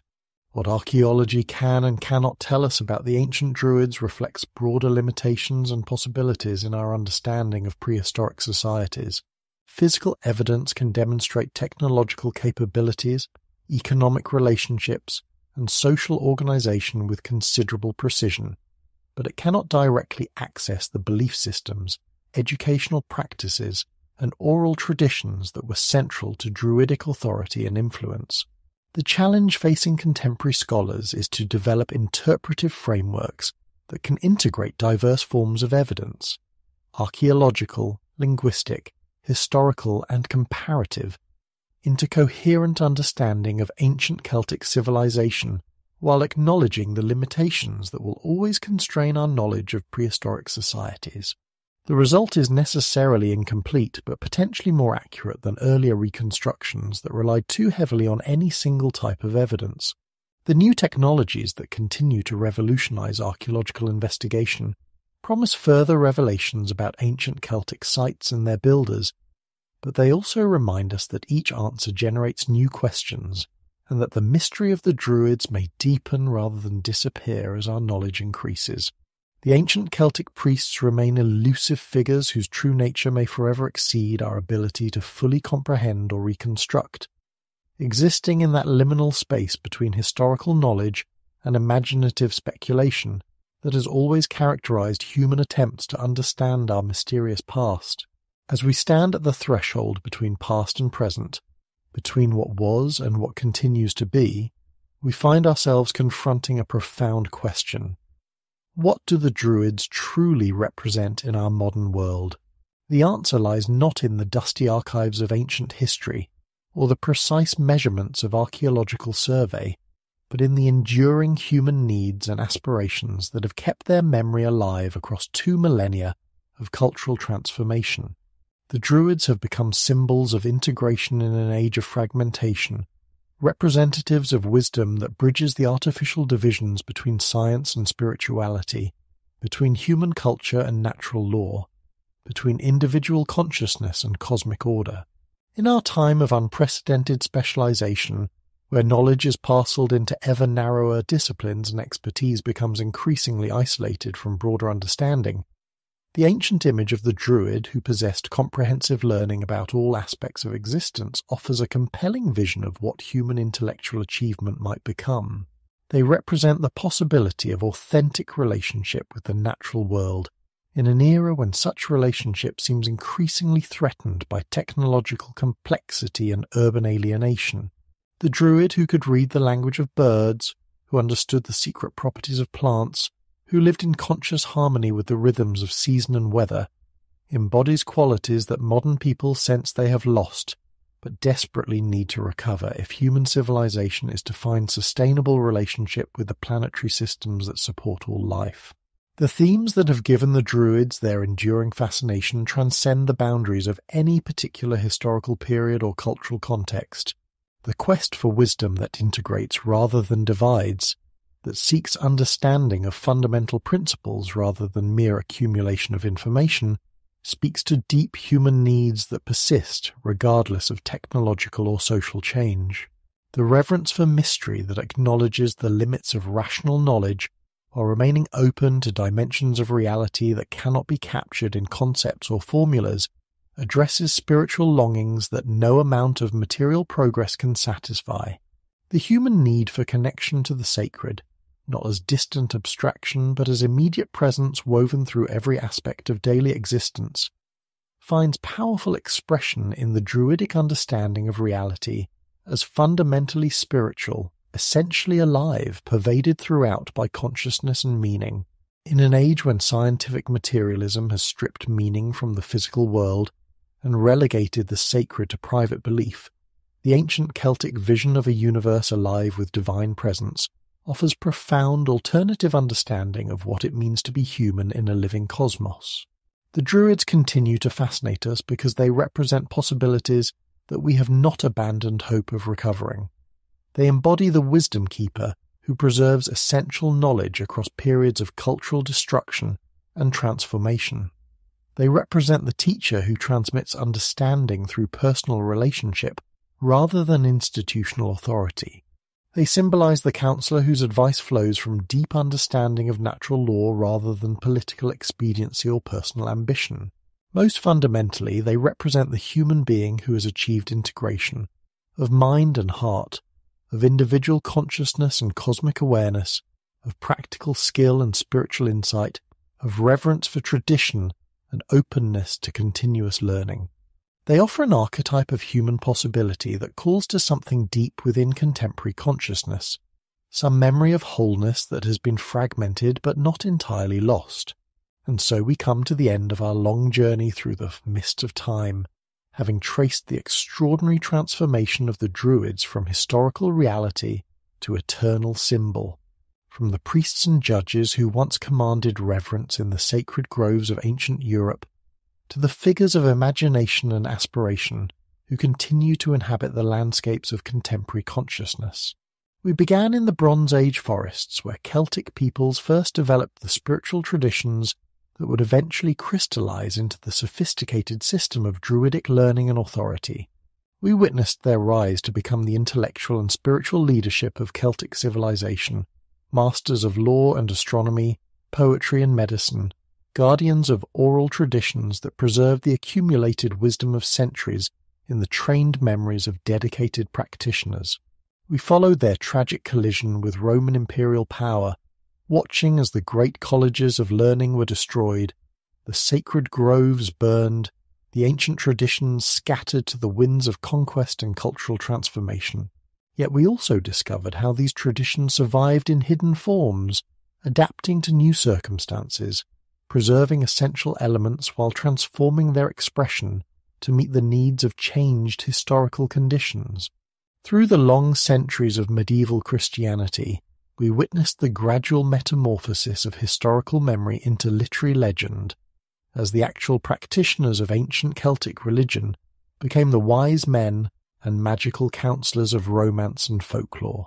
We traced their rediscovery by Renaissance scholars and their reinvention by Enlightenment thinkers, who found in them symbols of natural religion and primitive virtue that spoke to contemporary concerns about civilization and its discontents.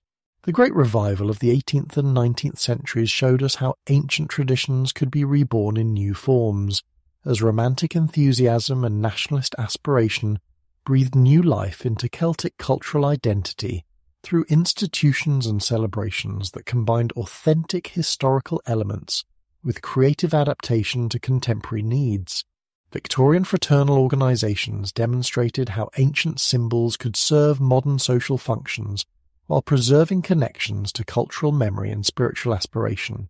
Our own age has witnessed yet another transformation.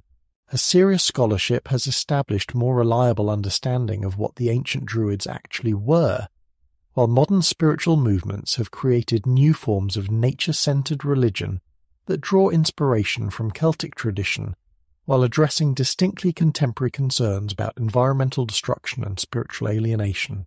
Throughout this long journey of transformation and renewal, one truth has remained constant. The grove that matters most is not the physical space where ancient ceremonies were once performed, but the grove that exists now in human imagination and yearning, the sacred space of consciousness where the search for wisdom, the reverence for nature, and the quest for authentic spiritual experience continue to flourish, regardless of historical circumstance or cultural change.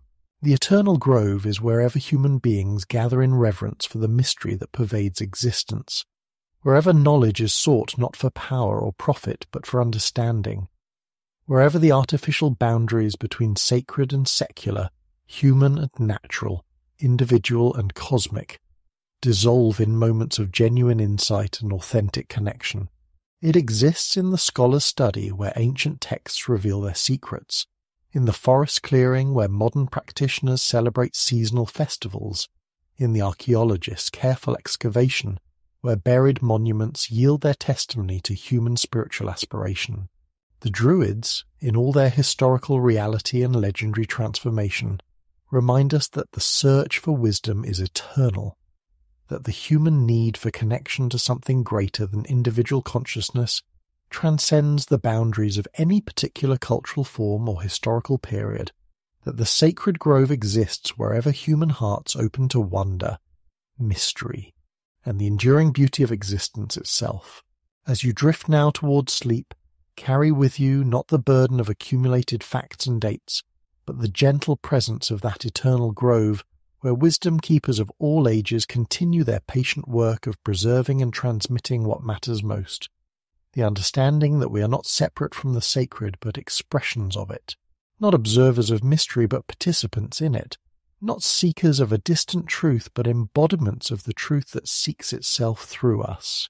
In this eternal grove, the ancient Druids continue their teaching, not as figures of the past but as symbols of possibilities that remain forever present, forever renewable, forever calling us home to ourselves. Sleep now, and dream of oak trees older than memory, of starlight carrying messages from the dawn of time, of wisdom that flows like underground streams through all the seasons of human experience, eternal and ever-present, waiting always to be rediscovered by those who remember how to listen to the silence between the words.